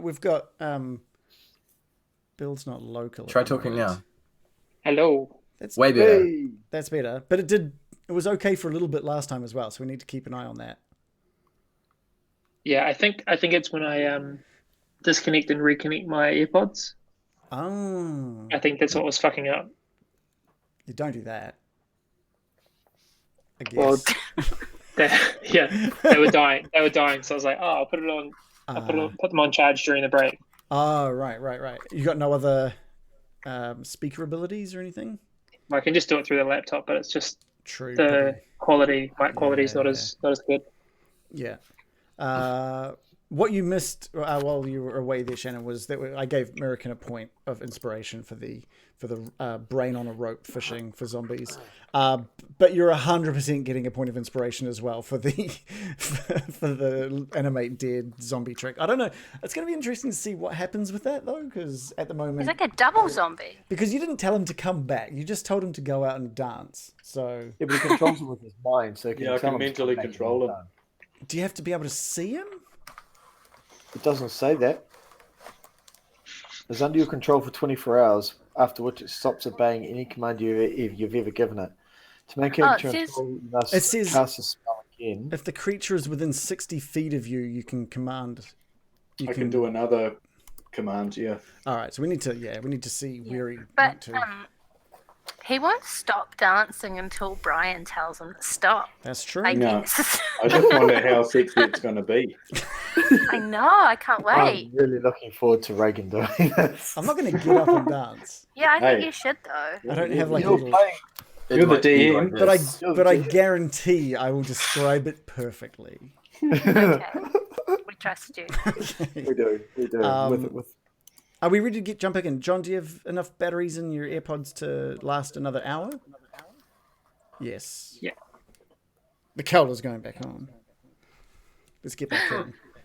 We're on. It is. It's back. It's back on. Let's do this. Let's find where you guys are at. Cool. And Octopus has just given us 400 bits here. So Octopus, you get to pick someone for inspiration. Who doesn't have inspiration at the moment? Put your hand up. Okay, cool. Yeah, all right. And Silda doesn't have inspiration either. So you can gift it to Silda. You can gift it to Bill or Sig or myself because there are probably some zombies coming up. That chair is for a physical. He doesn't want to give inspiration. He just wants a physical dance. No one dance. For me to do a physical dance. At Yes, the a time. sexy dance. yes. Okay. All right. We'll see how that goes. It's going to be terrible for the podcast listeners. You need to bring in the pole. yeah. I think my headset's long enough to get up and do something, but we'll have to wait for that. We'll have to. I'll literally cut the episode short to go to cliffhanger just before it.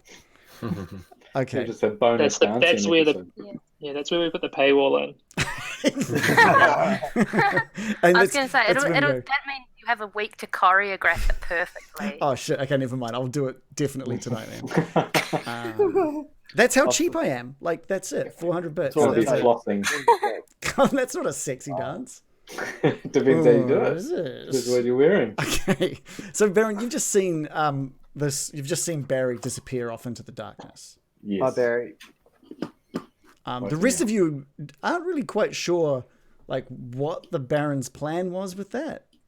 You've heard like go into the dark, go to where you started, and then go past that and do a sexy dance. Just past the green thing. You can pass the green Because I want the green thing to look at him doing a sexy dance. I want him to be looking the other way while we walk in and smash things, or hopefully just hit the green thing. Interesting. So, Logan, how far away are the zombies? Like, do you know? Can you see like how far they are away? I You can. don't know. You Well, I know guys. you can American. That's what I asked. Yes, American? if I use my night lookers and creep up. They were sort of near the edge of American's vision previously. So that would be about 60 feet. Close. Is it? I think from where you were originally, let's just have a quick. I'm just going to wrap this up 60 feet. That's 60 feet there. Yeah, so they were getting close to the edge of your vision there. Okay, so are we planning on sneaking up quietly so we can then dash in and attack them by surprise, or are we just going to hurtle ourselves down the hallway? It'd be good if we could get close enough to hit the green thing in one go and then just deal with the zombies after that's dead. If not, I mean, what happens, happens. How convinced are we that the green thing is an enemy? Yeah, we don't. Or not? Let's time it for the next a booming sound in this wave echo cave, and then let's rush in. I'm with that. Okay, that's beautiful. You only have to wait a good 20 seconds before you hear that sound coming in. We'll dash, right? Huh? Dash. Are you guys dashing? do it. You guys just running in? I can dash 80 feet. So what? Before, like, I make you guys rush too far in or anything like that, American, you know, sort of where to the edge of your vision that zombie, the remaining zombie was, or zombies. There's a couple of shapes over there. Did you want to run right up to them? Did you want to like charge the group right in? Did you guys want to stop when you see something specific? What are you guys wanting to do or see other than charge? Indeed. I'll stop once I get within range of shooting the green thing, which is 120 feet. I just need to see the. I Right. think our big burly boys should go up the front with their torches. They'll know when to stop. Big looks over to Loris. Let's run in and mess him up. Agreed. Does everyone agree? Okay. Yeah. I've gone. We're gone. We've just launched. What order? So I hate to slow this down, but who's at the front? Who is there? Someone with a torch up the front? Is there someone with the dark vision up the front? What's the plan? Sick and I are side by side. Both wielding torches. Yeah. Yeah, great. Okay, cool. You guys all just with the sound of this cave echoing. yeah. You guys just charge into this room, and as you get past the edge of this corridor, you notice the room just open up. And you take in a little bit more of the room. You can see that this big mechanical thing that was in front that American could see looks to be some giant mechanical bellows that is connected to a giant furnace of sorts. There's a big water wheel that seems to be connected to those bellows, but where the channel that would normally cut through the room, where water would push through, is completely empty, and looks to be only 5 foot down from the level you're currently standing. There's a bunch of corpses just scattered throughout this room, just dozens of them. They look to be slain dwarves and orcs, and they still seem to be wearing remnants of whatever's left of their armor. It's then that you notice next to the bellows, on the other side of the bellows, is this floating skull with just green flames flickering up around it. And in front of this machinery is just 2 remaining zombies. And you can make out maybe a few other zombies behind those bellows, but the bellows seem to be blocking a bit of your view. So I'm just going to reveal a whole big chunk of this room. That was a lot to take in. Question, where's the sexy dancing zombie? Yeah. I need to know, what's his name? Barry? Barry. So I'm just going to move you guys in. You guys get to, where Sig has basically placed himself. You get almost all the way to the furnace before you stop moving. There's still no sign of Barry at this point. But you do see the glowing green skull, so you can imagine he's probably just on the other side. Mirakin, you do see past the furnace, and you can see shapes of maybe another half dozen zombies. And one of them... Hello. One of them is just like... Yeah, let's go, Barry. Just up against... A ball. Up against one of the other zombies. He's doing it to another zombie. He's doing it to another zombie, yeah. What's the other zombie's reaction? You can, you might be able to see it. He's just standing there. The other But zombies. Barry would start daggering.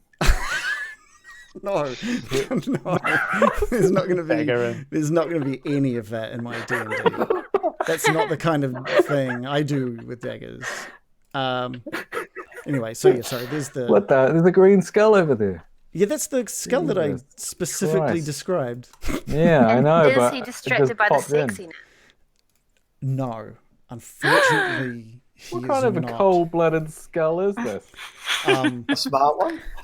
This skull is heading just on. It seems to be on a little bit of a path, and it's sort of at the moment as you're entering in, it seemed to have been moving down southwards from the north, sort of down towards that mechanical big furnace and bellows, and you can just hear it. No one shall pass me. Nobody shall pass me. I am a skull, and no one will pass. That was amazing, Six Sense.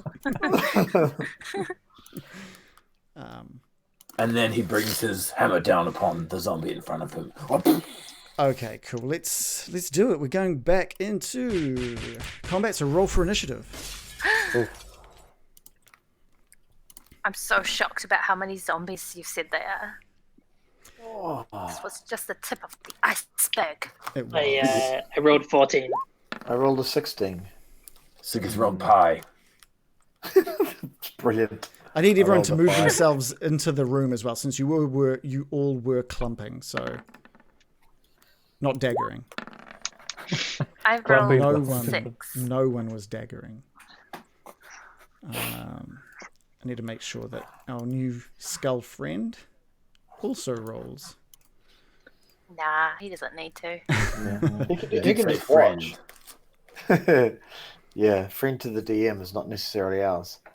That's a very good point. Man, okay. Is there anything else I need to make you guys aware of in here? I don't think so. Bless you. How- Perhaps 6 I've got a needs to be a 3.14 as opposed to a 22.14. Just saying. Indeed. What did I miss? His turn order was 3.14, not 22.14. Oh right. Okay. I think there's a bit of no, there's not a double up. He didn't click his token. Oh, did you not click your token? That was his previous roll. Yeah. Oh, but there's 2 bunches of skeleton zombies. Is one of them Barry? No, I need to get rid of the lowest one. The lowest one was from last time. One of them could be Barry. I mean, it could be. It's actually just dancing, though. I'm going to let Barry move on your turn as well, Baron. So you get to control Barry on your turn. I think that's all set up. I think we're ready It said to it's go. a bonus action or something, so that makes sense. Yeah. Or maybe Yeah. I just made that up, actually. It was a good one, though. I feel like I just made that up. We don't know. Yeah, it's a bonus action. I didn't make it up. Mhm. I have a question when you're ready. Man, I really did not prepare for this battle at all. So this is going to be really fun. Wait, you said you prepared every room in this. The game. rooms, hell? the rooms I prepared. This is a room. I didn't prepare for this, but that's all right. We're starting at the top of the turn order with the zombies. So you guys have come running in, yelling as Loris did, "Charge!" And the closer you got with the light of the torch, the zombies saw you coming. And See me rolling. the first one reaches out to attack. Who's at the top there? Sig.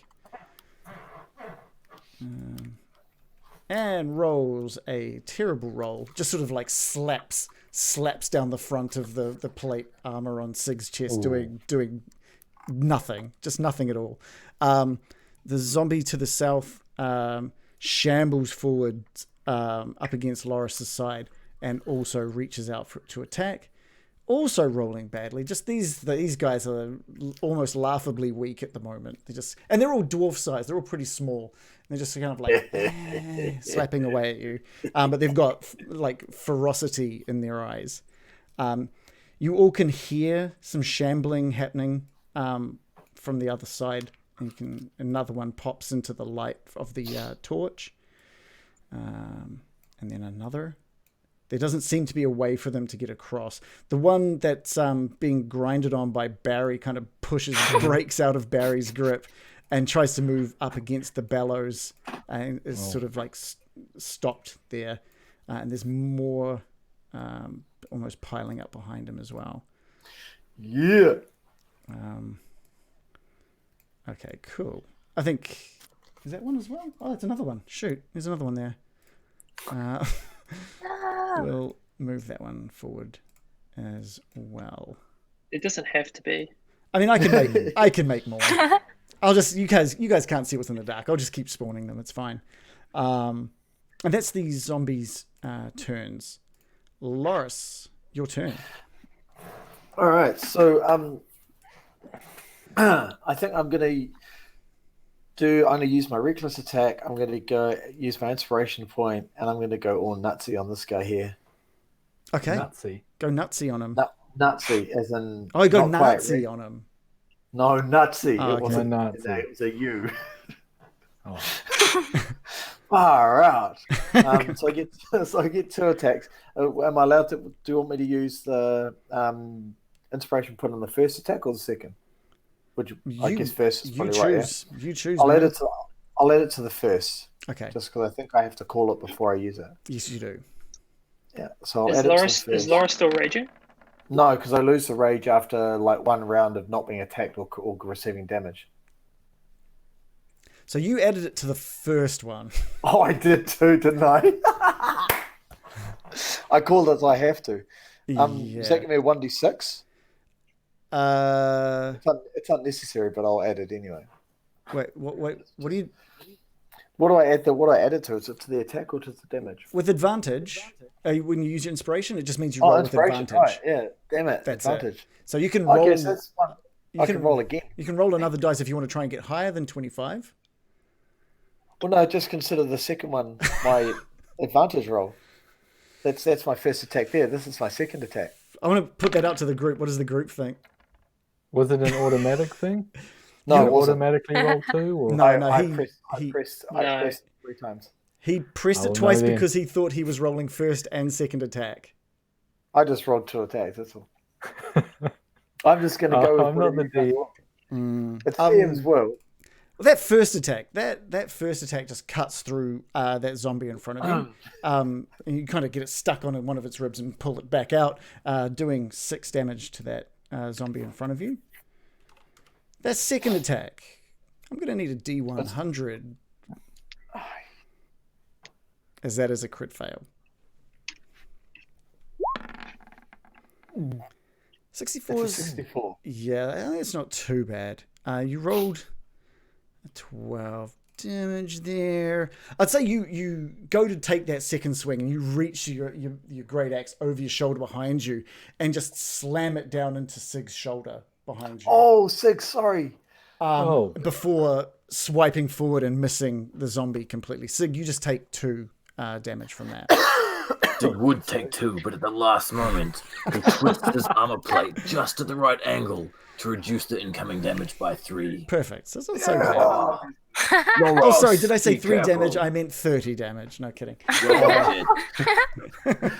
Being too nice and then this happens. Yeah. Sorry, Sig. I'll remember next time. It is Sildar's turn. And the good old boy that he is as you yelled charge, he unsheathed his longsword and came running up to the zombie next to Sig and just swipes out with 2 attacks.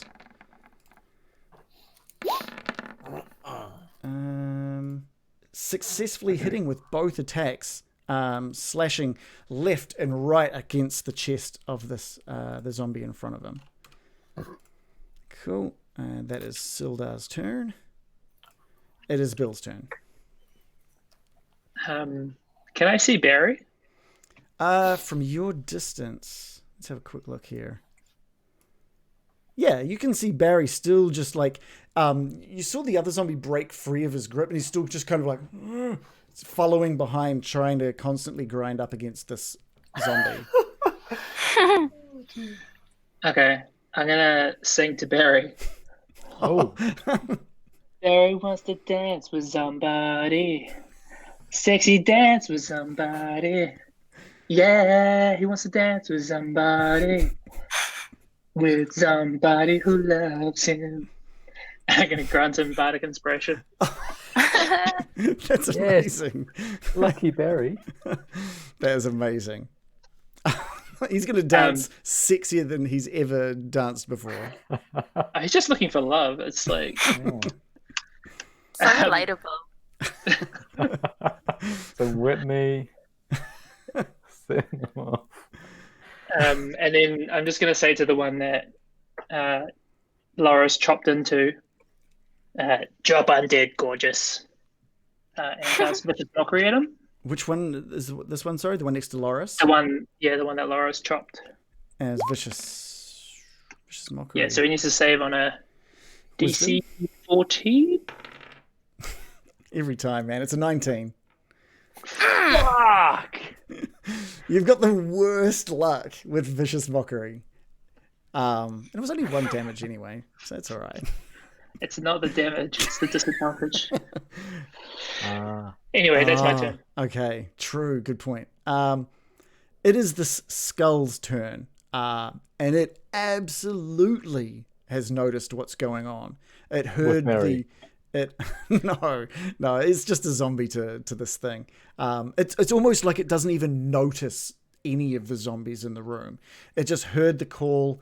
It saw the charge, and the first thing he saw as you all entered the room was Sig with his hammer high in the air. And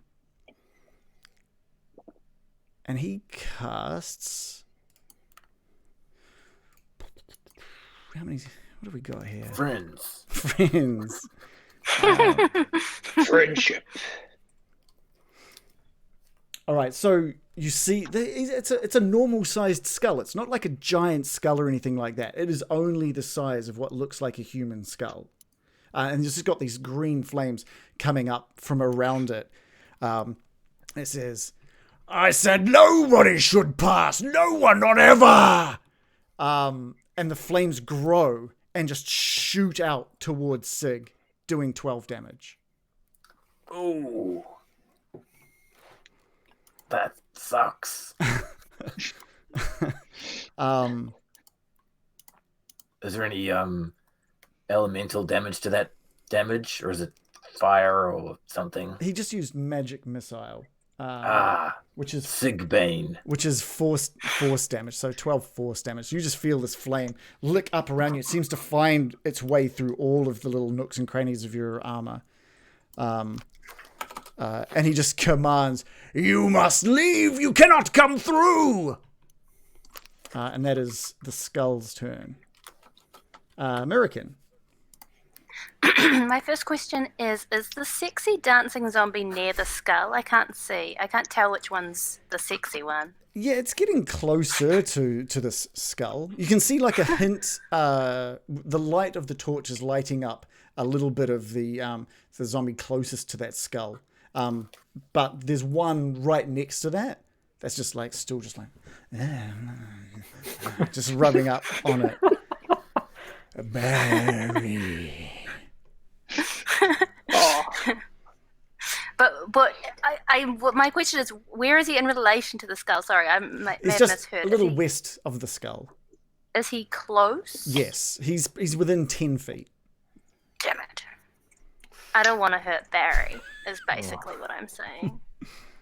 Yeah. Wait, Barry? Is that his name? Yeah, that's Barry. Bazza. Barry. I don't want to hurt Bazza.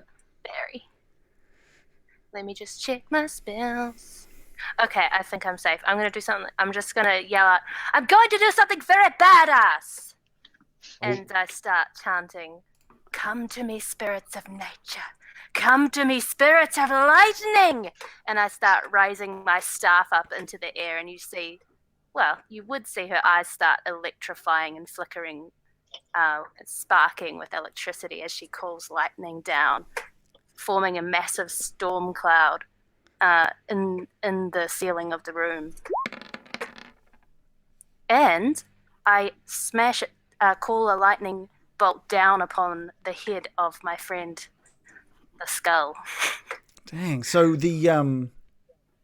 do need to ask, what's the rules with how high a room needs to be for this to Well, take the place? storm cloud is 10 feet tall. So as long as the roof is at least 10 feet tall. Let's have a quick look. Well, that means you're going to fill the entire room with a cloud? Yes, we're all dead. Never Never mind all that flavor. I do nothing. No. There is now a cloud sitting basically halfway filling this entire cavern. You can see the furnace is disappearing up into it now as well. I put the description of the spell in the chat. Okay, we'll take that first. So everyone within a 5-foot radius of the skull has to make a dexterity saving throw. All right, and that skull has to make a saving throw as well. Is that right? Yes. Of Okay. 14. And everything within 5 feet. Dexterity. Oh yeah. Okay. Cool. The bolt of lightning just bursts down, and the skull just moves beautifully out of the way as it crashes down into the ground beneath it. The zombie near his feet was not so good. And both of the zombies next to that skull totally got hit by that. Right, and even though the skull saved on the dex throw, he still takes half the damage. Okay, it looks like. And I've accidentally rolled the damage like three times, so ridiculous. So we'll take that first damage of 25. So he gets 12 damage then, I guess. We'll half it and roll it down. But the two zombies, so they get that full brunt of it. Is that right? Yes. Okay, I'm just going to move it so I can actually select these guys. 25 and 25. Man, both of those zombies instantly just erupt into flames and crumple to ash on the ground. Meanwhile, Barry just as his sexy dance partner has disappeared and just starts kind of gyrating on the spot just a little bit. Barry. He's like a Pokemon. He can only say his own name. But that was awesome. Yeah, you destroyed two of those zombies pretty promptly. Baron, over to you.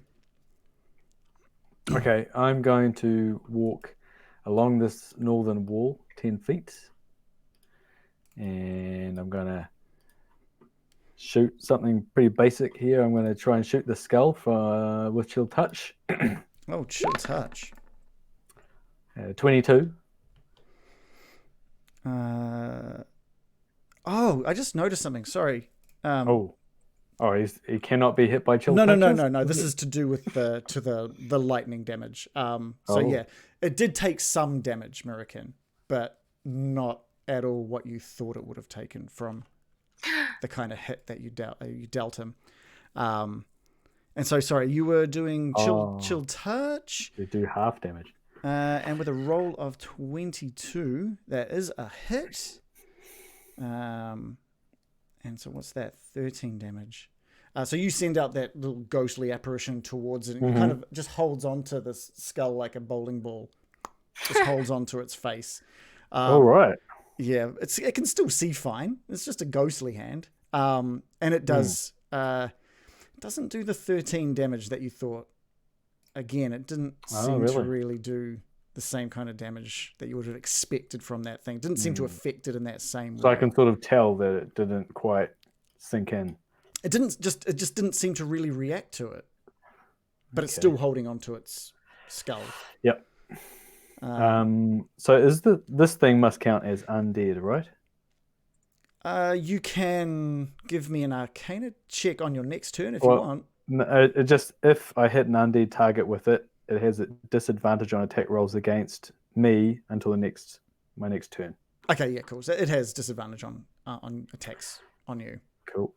And as for Barry, I can't really see where he is.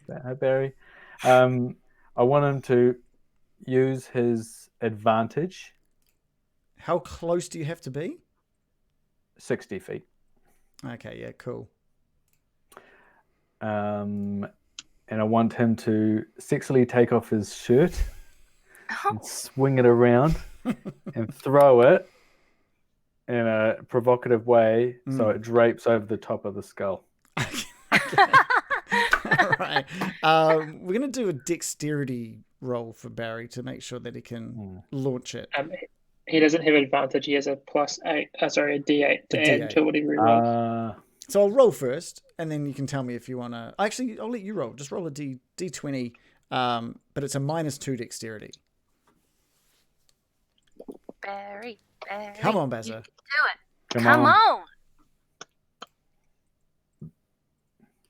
Oh, am I rolling it? Roll it, and then I'll roll the D8. That was good. Okay, okay. I'll do the D20. You do the D8 if you want it. Fine. He's rolled a 7 total.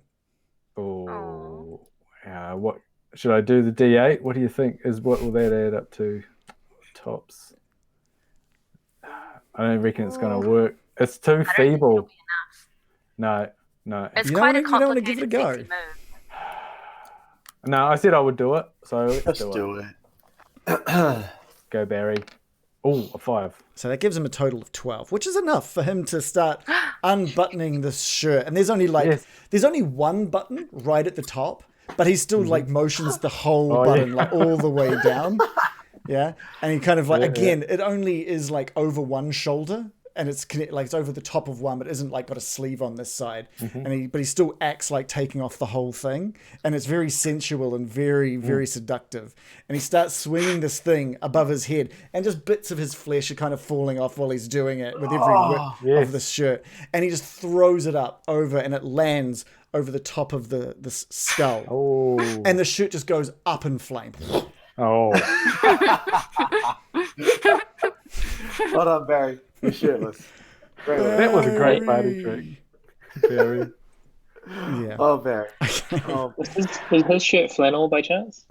You'll never know now. No, the Baron probably got a pretty good up close view. It was just some distraught cotton.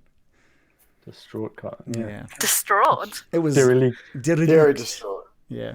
I thought it was going to be like a Vatos Locos with only his top button done up.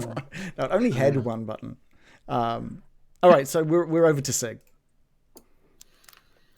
After Sig has taken an axe to the shoulder and a magic missile to the back, he decides to stand next to Loris in the front of his peripheral vision to elect being hit again. And he'll smash down into the zombie, one hit into the side of his kneecap, and then the second attack up underneath the chin.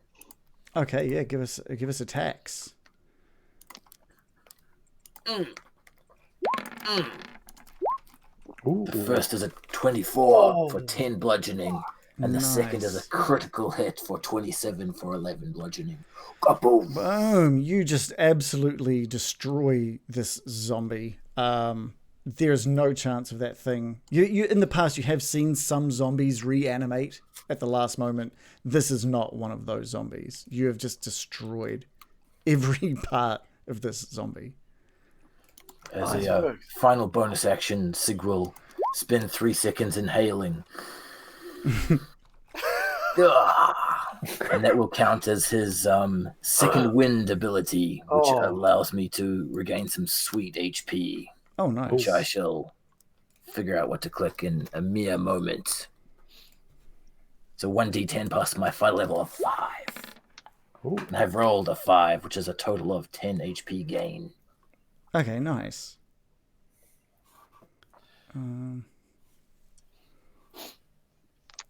Cool. Add that on. We're back to the zombies now. And the zombie, having had Sig just disappear from his range, just turns his sights on Sildar. And Sildar's just like, oh, all right then. having been left, Sig just disappeared Come on, from sight. Dilda, we know you're capable. More than capable. And yeah, the zombie manages to just bite down into Sildar's shoulder, doing some damage to Sildar. And Sildar just yells out in pain, "Ah, Sig! No!" Sig didn't do it. And then we've got what other That's his zombie? most well armored part as well, his shoulder. I know, right? The He still shoulder managed pads. to get through. We have some more zombies that come up behind Sig. In fact, there seems to be a lot of shambling coming in from that side. And the one closest to... I don't even know why I'm rolling. Why am I rolling?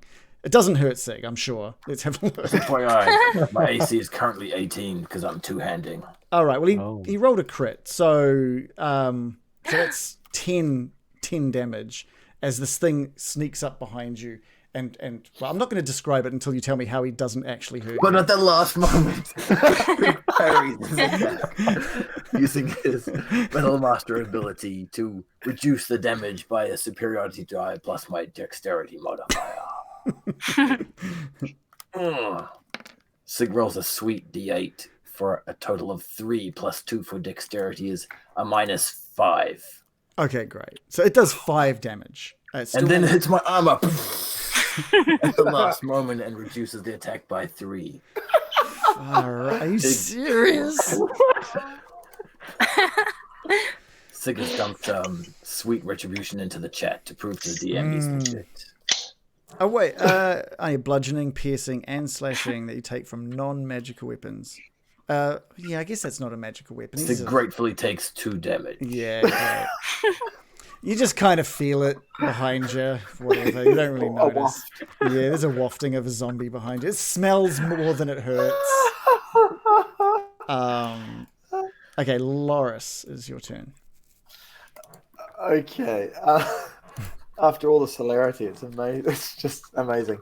Kind of seeing Sig not taking any damage and being able to handle these, and hearing Dilda crying behind me, I feel obliged to lend a hand to the old man. So I'm going to spin around and amongst that, I'm going to grab hold of my necklace and yell out, "For Toguval!"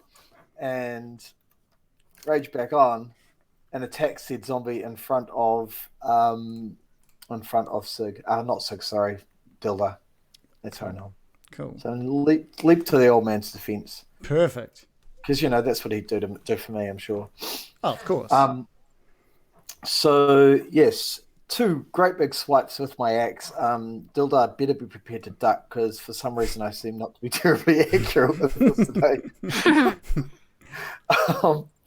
2 massive big swings. First one coming overhand doing, at 24 doing 19 damage. The next one going to the side at 19 doing 17 damage. And if that zombie's still standing, I'm surprised. This thing was still connected to Sildar as you just come running through with your axe. And your first swipe comes it's an upper-handed swipe and it lifts the zombie up off the ground, releasing its bite from Sildar.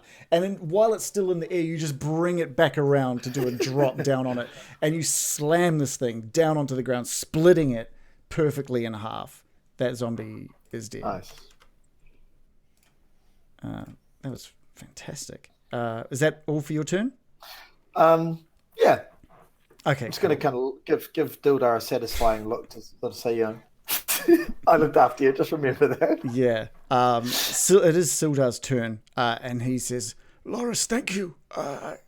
Words can't..." And he's sort of interrupted by that flaming skull, just shouting out, "You must leave now! You've got to leave!" That was a little Billy-ish. I'm sorry. Look, guys, I'm sorry. That was far too Billy-ish. It's normally his voice is much deeper next time, I swear. And Sildar catches eyes of this skull and stows his sword, pulls out his longbow, his crossbow, and shoots a bolt towards the skull. Missing completely. Again, this thing has got eyes on you and just dodges a little bit out of the way.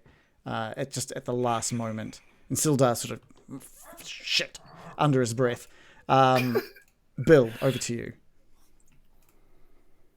What do we think, team? We pressing on? Yes. As opposed to running away? Yeah. Press on. Press on. Where's the advantage? Get him. So Bill draws his lute from his back and displays a single chord. But you can't hear the chord. You can only feel the chord. Music to feel. And it emanates out, forming this barrier around the flaming skull, and the entire area is encased in a cone of silence. It gets smart. So 20 feet radius, centered, like where it's centered there. So I'll just draw a little doohickey. Mm-hmm. And what does this cone of silence achieve? I'll put it in the thinger. That'll just shut him up. At the very least. Let's hope it does a little more than that too. Yeah. It basically just shuts them up. For the duration, no sound can be created within or pass through the sphere. Any object or creature entirely inside the sphere is immune to thunder damage, and creatures are deafened while entirely inside it. Casting a spell that includes a verbal component is impossible. So it's like a way of stopping spells. Stopping the spell I just cast. Cool, that's cool. Oh shit, is it? Don't worry. Is it like an ongoing thing? The cloud is always it's a concentration spell. I'm gonna like keep smashing them boys with their thunder But as long as I can. you do lightning damage, right? It's Not lightning thunder damage. Yeah. Oh, different. Yeah, Very thunder different. sound. Sorry, I didn't realize it was an ongoing effect. I thought it was a one shot. Does it keep going? It rules. What is I'm it? high on power right now. Whoa. Of course, lightning damage and thunder damage are different. This is D&D. It would never be that simple. Yeah. It's more And- like Pikachu. Versus, And you're outside the cone, aren't you? So you can still Yeah. verbally... It's not going to stop me calling lightning. Correct, yeah. And apparently, it's not going to stop me hurting people. So, all good. Is that your turn then, John? Bill? Yeah. Cool. It is Let me the... just draw it. Sorry. we're just going to make sure that circle is complete. So they can't hear anything. You guys can't hear anything within that circle. Yeah, right? no sound can pass in or out. That's a big circle.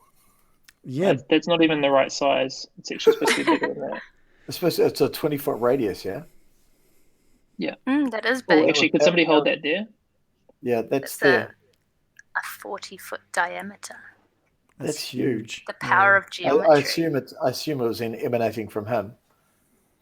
Wow. I centered it like here. Yep. Okay. It is the skull's turn. And it has all silence. It is silenced around it, and it knows something is wrong. This is a smart creature. And it just darts across the room. Just darts well across the room. And its eyes really just flare up now. And you can hear, "No one shall get through." He's really cross. He's right near me, which is not. They always end up by you. Let's have a quick look here. He casts an enormous fireball just through that room. So let me describe this a bit better. Basically, this giant bright streak flashes from him down into the middle of this area of this room, like 10 foot between both Bill and Loris. And it just blossoms into a roar of explosion and flame. So I'm going to need to get a dexterity saving throw from Sildar, Loris, Sig, Bill, Mirakin, and the Baron. Question. Yeah. Can I use my danger sense innate ability here where I have advantage on dexterity saving throws against effects that I can see while I'm not blinded, deafened, or... Oh, wait a minute. I'm probably deafened. You are in the cone of silence. Damn that cone of silence right now. Hear this coming. All right, I'll just roll my dex save normally then. I've rolled a paltry 5. Dexterity save. Sig has rolled 7. Oh, that was almost a 20. I rolled a 2. You guys are all rolling very low. I also have a thing. I think that I have to also roll something to see if I can still concentrate or not, right? Yes. We'll deal with that once we've dealt with what's about to happen. Yeah, if I'm still alive, let's see how we go. We don't die. Baron. 14. And Sig? Oh, we've got one from you. Is that everyone? I think that's everyone. Just one question. Since Baron did the thing with the skull earlier, does he get disadvantage against hitting the Baron with the thing? He's not attacking the Baron. He's attacking the ground and causing a massive explosion. Everybody except the Baron. You take 25 points of damage. Whoa. Okay. Baron, you take 12 points. That's nasty. Well, we're all dead. Oh. Yeah, concentrate fire on this thing. He's concentrated fire on us. Yeah. Yeah. So is this like hot flame?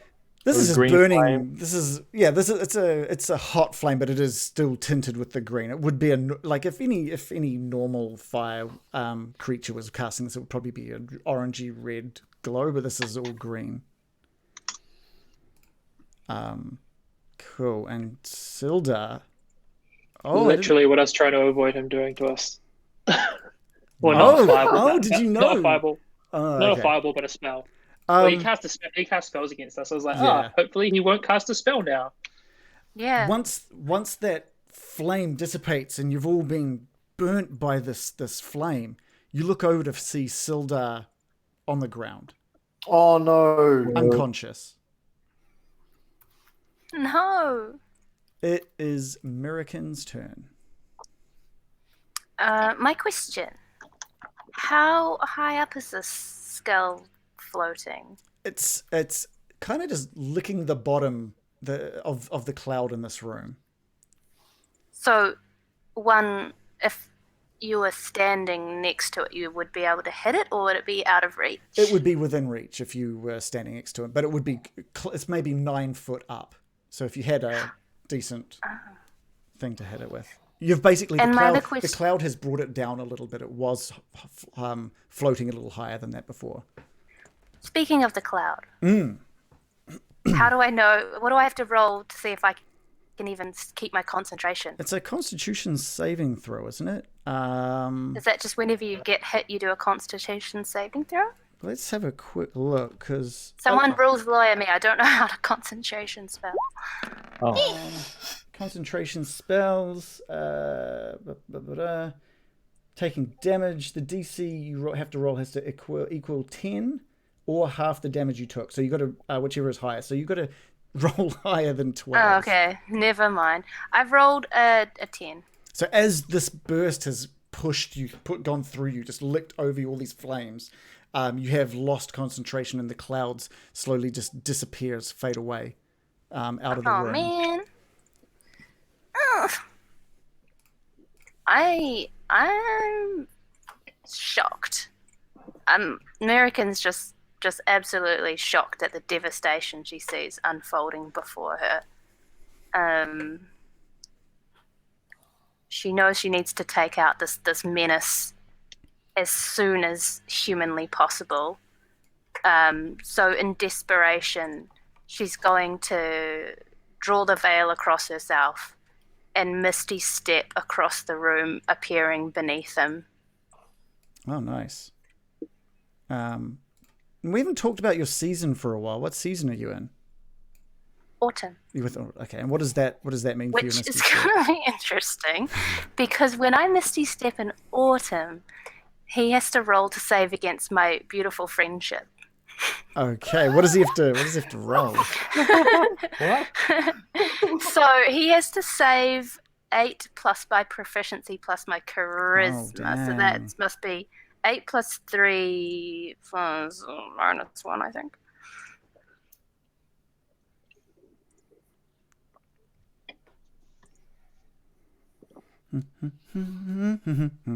So 8 plus 2. He has to save against a 2.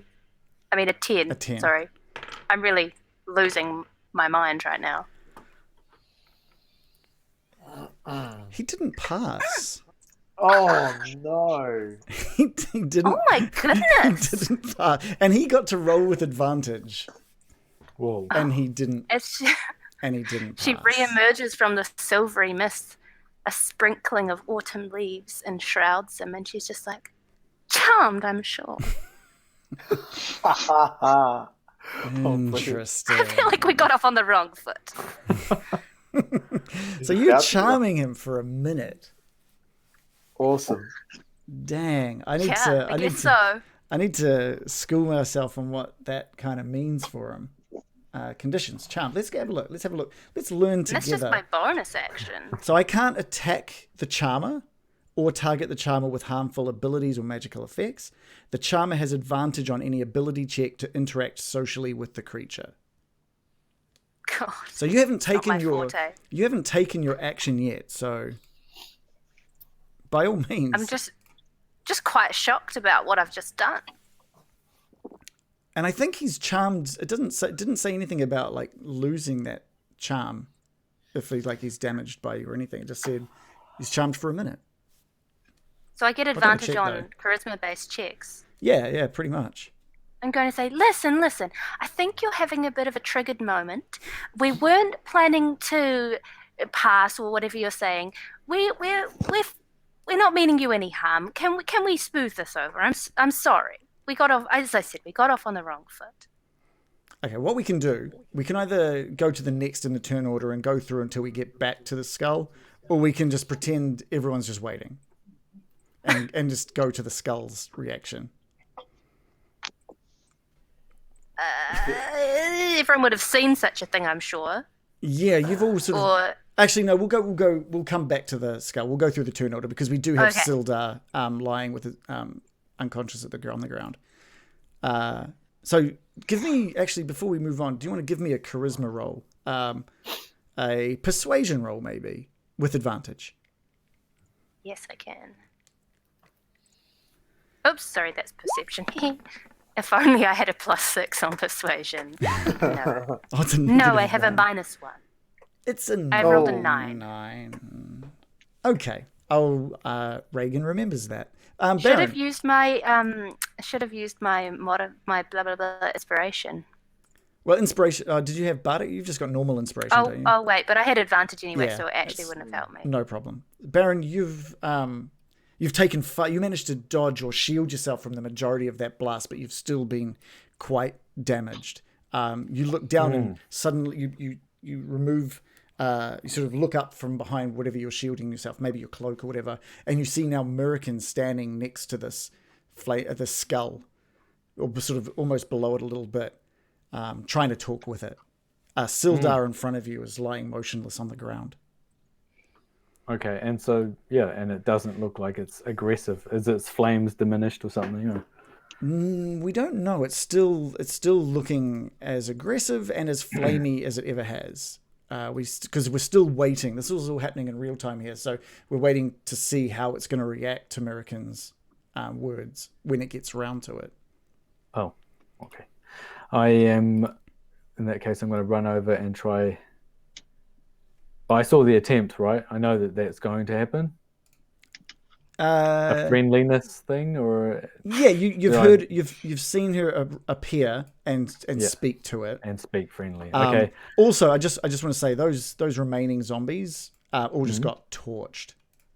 Oh They got done in by the no. that spell as well. I'm going to try to stabilize Sildar. How do I do that? You can do a medicine check, or you can use a health potion. Healing. You I must don't have a have any. healing potion. No, I think I gave it to Sig. I've got 2, so I was already planning on giving him 1. So Oh, you can attack the skull if you want. no, I don't think I will. I'm going to if I run over here and see that you're pulling out a health potion, I'll just wink at you, and then I'll run back over behind this and get a little bit of cover and peek around the corner at the skull. Did you want to ready anything, or are you just leaving it at that? Yeah, I will ready an action. So if it looks like it becomes aggressive, then I will try to shoot it with chill touch. So the rules. Oh no, blindness, deafness. Is that a cantrip or a spell? It's a spell. So you do. No, I'll do chill touch. Is that a It's a cantrip? cantrip. Okay, cool. Yeah. Cool. Sig, over to you. Sig would like to clarify with the DM if consuming a health potion is an action. It is definitely an action. Indeed. You can take it out of your bag for free, but to utilize it is an action. Righty-ho.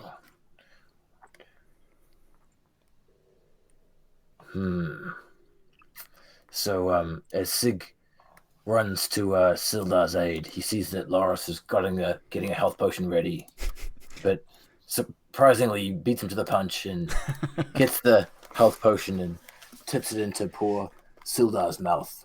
Get up, buddy. All right, give us a 2d4 plus 2.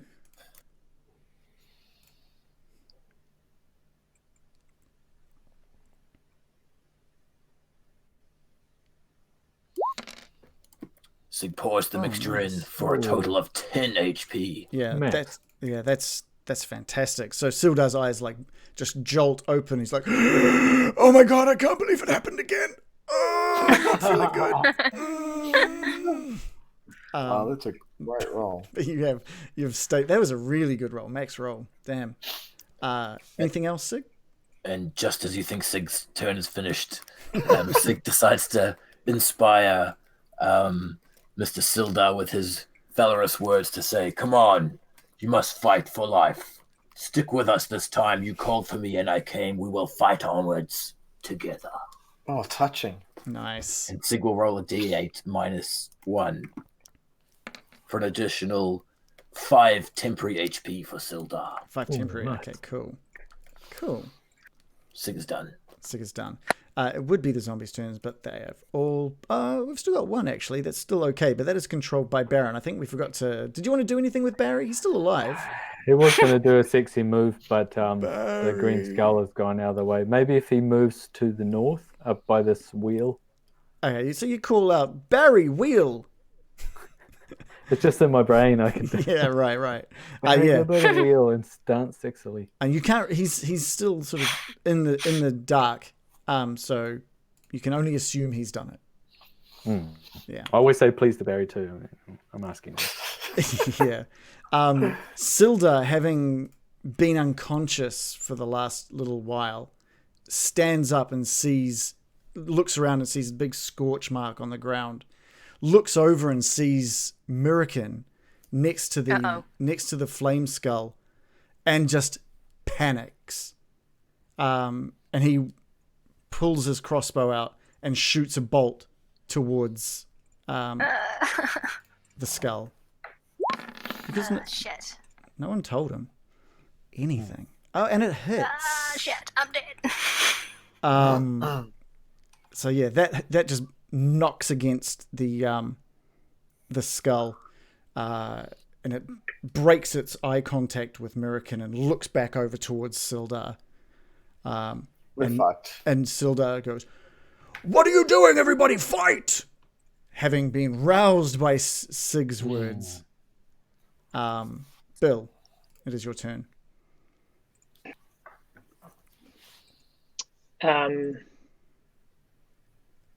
I did have a plan. Now I've lost half of it. Oh yeah, that's right. So I'm going to call out to American, and I'm going to say, "Come on, American. Oh, I swear what he means. At this moment, we need healing. You and your pet, yeah, that spider, I bet he could bite him. Oh, come on, American." And grant her bardic inspiration. And that's a D8. That is a D8. Thanks to the D8. power of 5. DM, did you miss my turn after sick? Straight to Dilda. Oh, I must have. Okay, sorry. We can jump back to you now. Sorry, Loris. I was only going to drink a health potion because I'm about to follow out. That's literally all I'm going to do. But...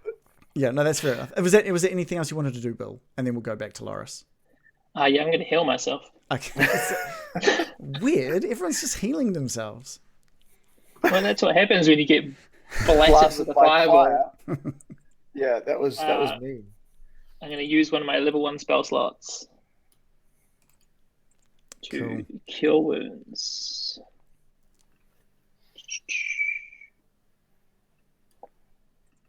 Meanwhile, I'm just over here like freaking out.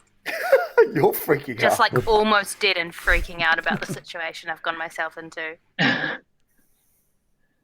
9. 9. Nice.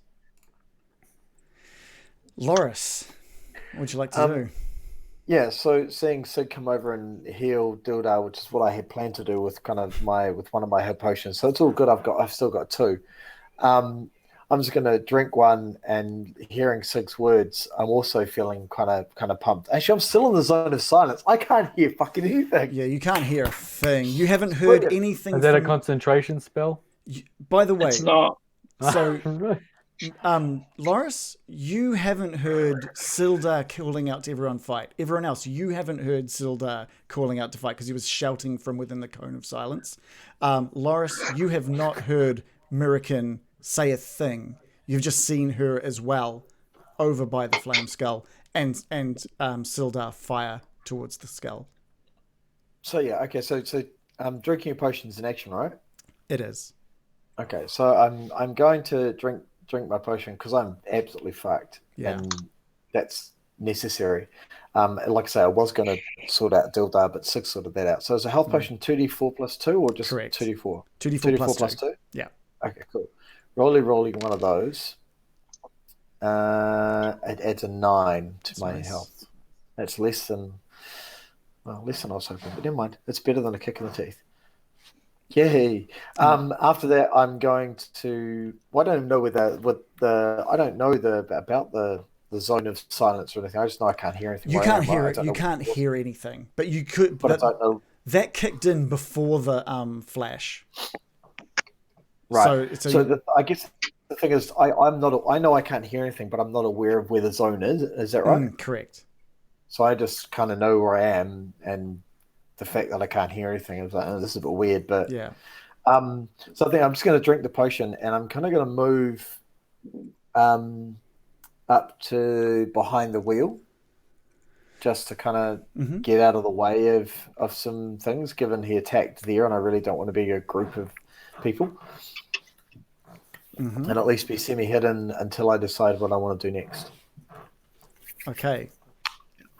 It is the skull's turn. It has had Mirakin appear next to it. It has heard the words coming from Mirakin's mouth.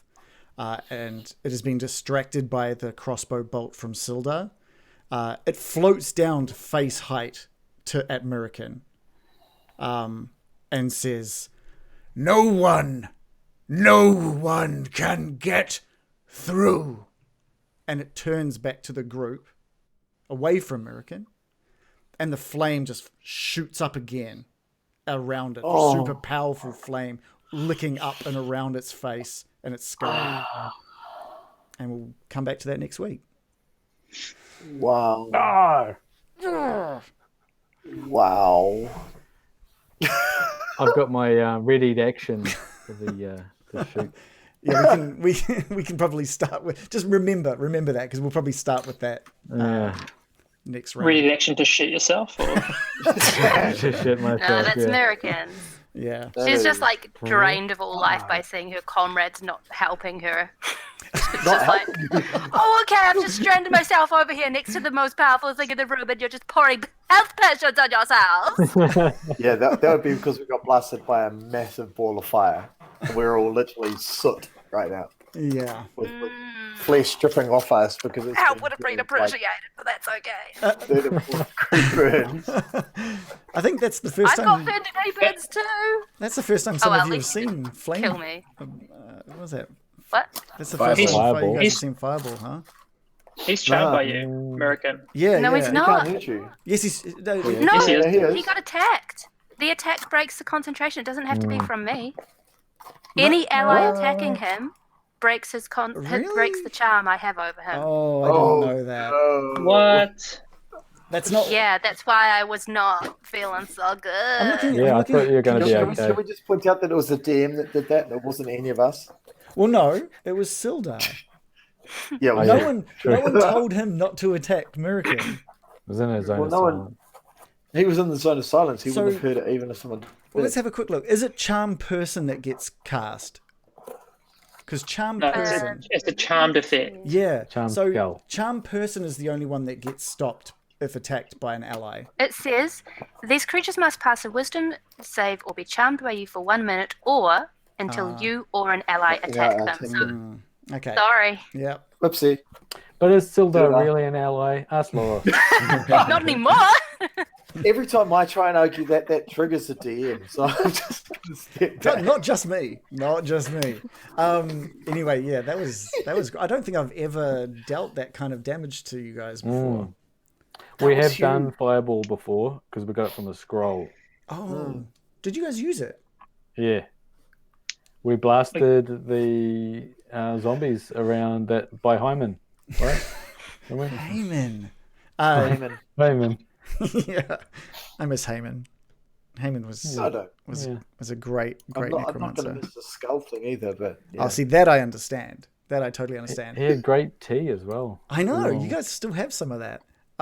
By the way, John, it was awesome. We got a follow the moment you finished your song, the last song, and they were like, "Yeah, that was worth a follow." So Get Tech gave us a follow after that, which was fantastic and totally understandable. We've also had a few other follows as well. Polly there, Miserable, who is I assume is the DM of the game that I was watching yesterday, which they too are in the Lost Mine, the Wave Echo Cave at the moment. So thanks for popping in and saying hi and giving us a follow.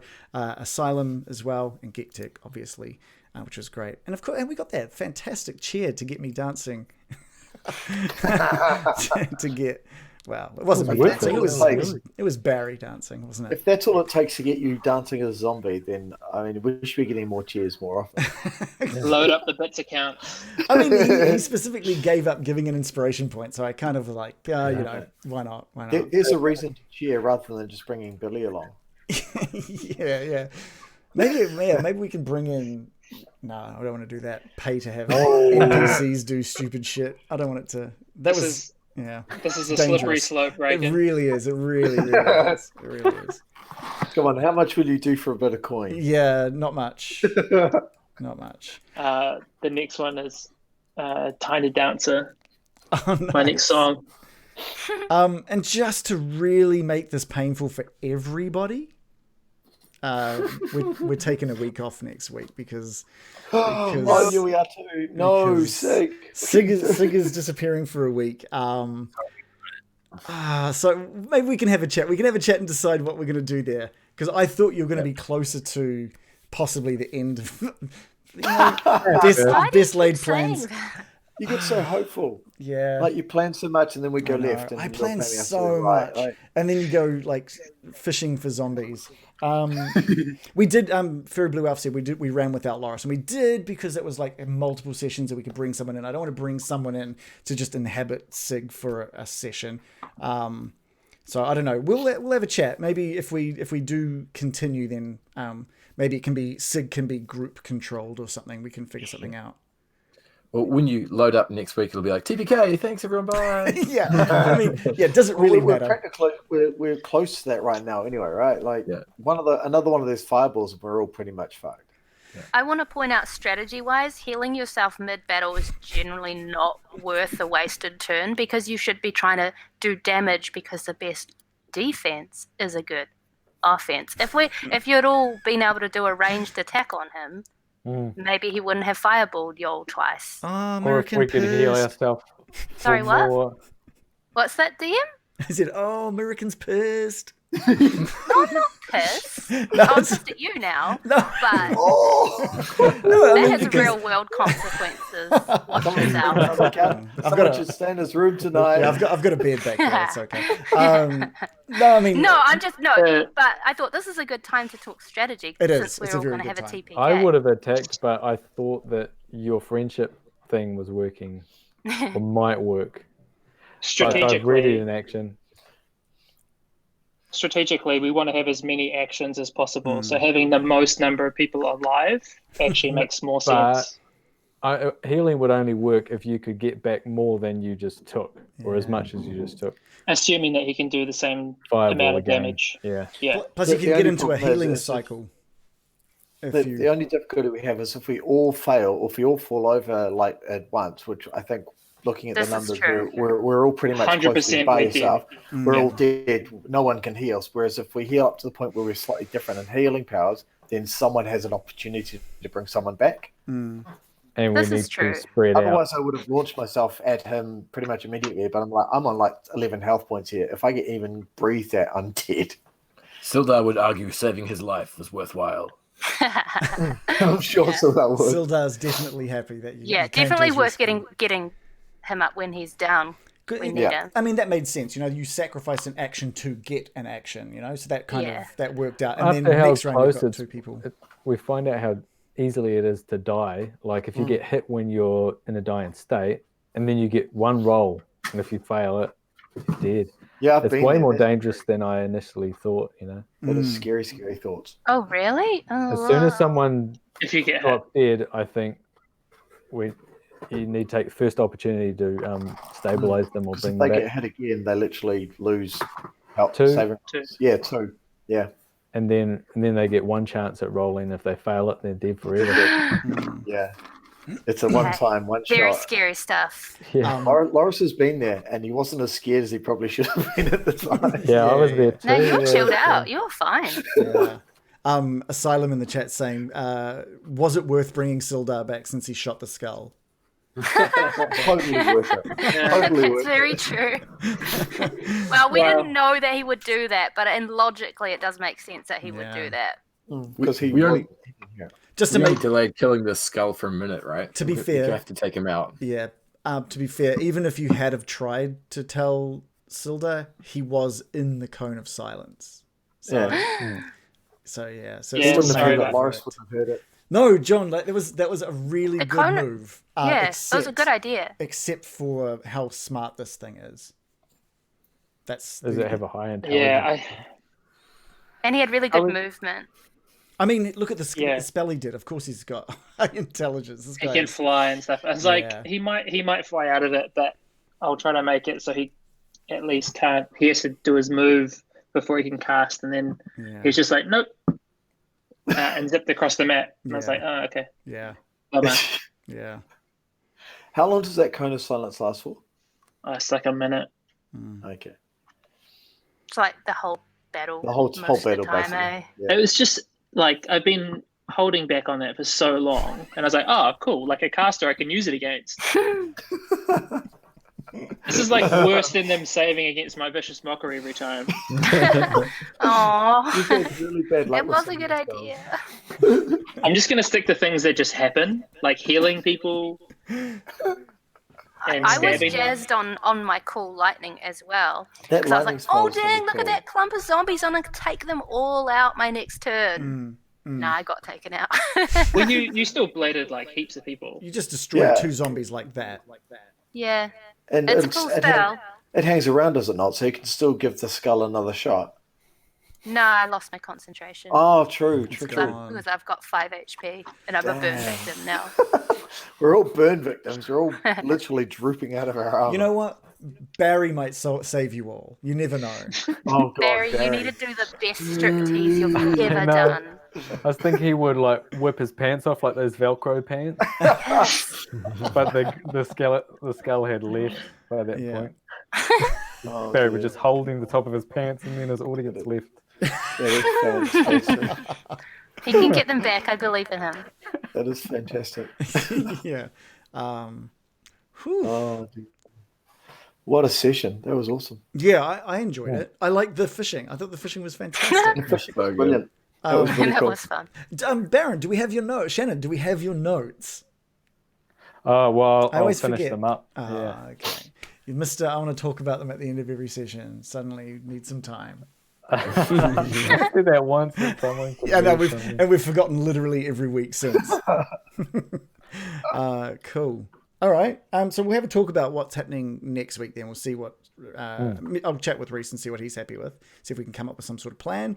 But keep an eye on our Discord to on whether or not we're going to be going live. So at the moment we could take a week off. We'll figure it out. But the link to the Discord is just underneath the stream. So definitely check that out. If you like what you do and you haven't already given us a follow, do give us a follow because we love seeing that little number. We're so close to 300 follows. Actually, we're really, really close, which is so cool. I think we're at 296. 4 people just give us a follow, and that'll just be amazing. If you really, really like what we do, then we've got a link to all of our YouTube link there, so you can see all of our previous sessions, so you can catch up if that's what you want to do. They come out on podcast format as well. I think episode 22 is next, which is coming out tonight. You can subscribe, and I think it's still the last day of September, so it is half price at the moment, and that always feels good for us as well. And if you want to rep us out in the wild, we do have the Billy shirt. We haven't seen Billy for a couple of episodes, but we've got the Getting Dicey. We've got the Billy face, and Reese is showing off the roll call shirt, which is each of the characters in pixel art. Thanks to the amazing Joe for this fantastic designs. So yeah, these ones with the dice are both on this shirt and on the shirt Reese has. They're a little limited because we'll be changing where our shirts are sold from, and they don't do the cool shoulder bits printing. But yeah, so thank you so much for watching. We'll hopefully be back next week, but we'll keep you up to date in our Discord and on Twitter and on our Facebook. So thank you so much for watching, and bye. Bye-bye.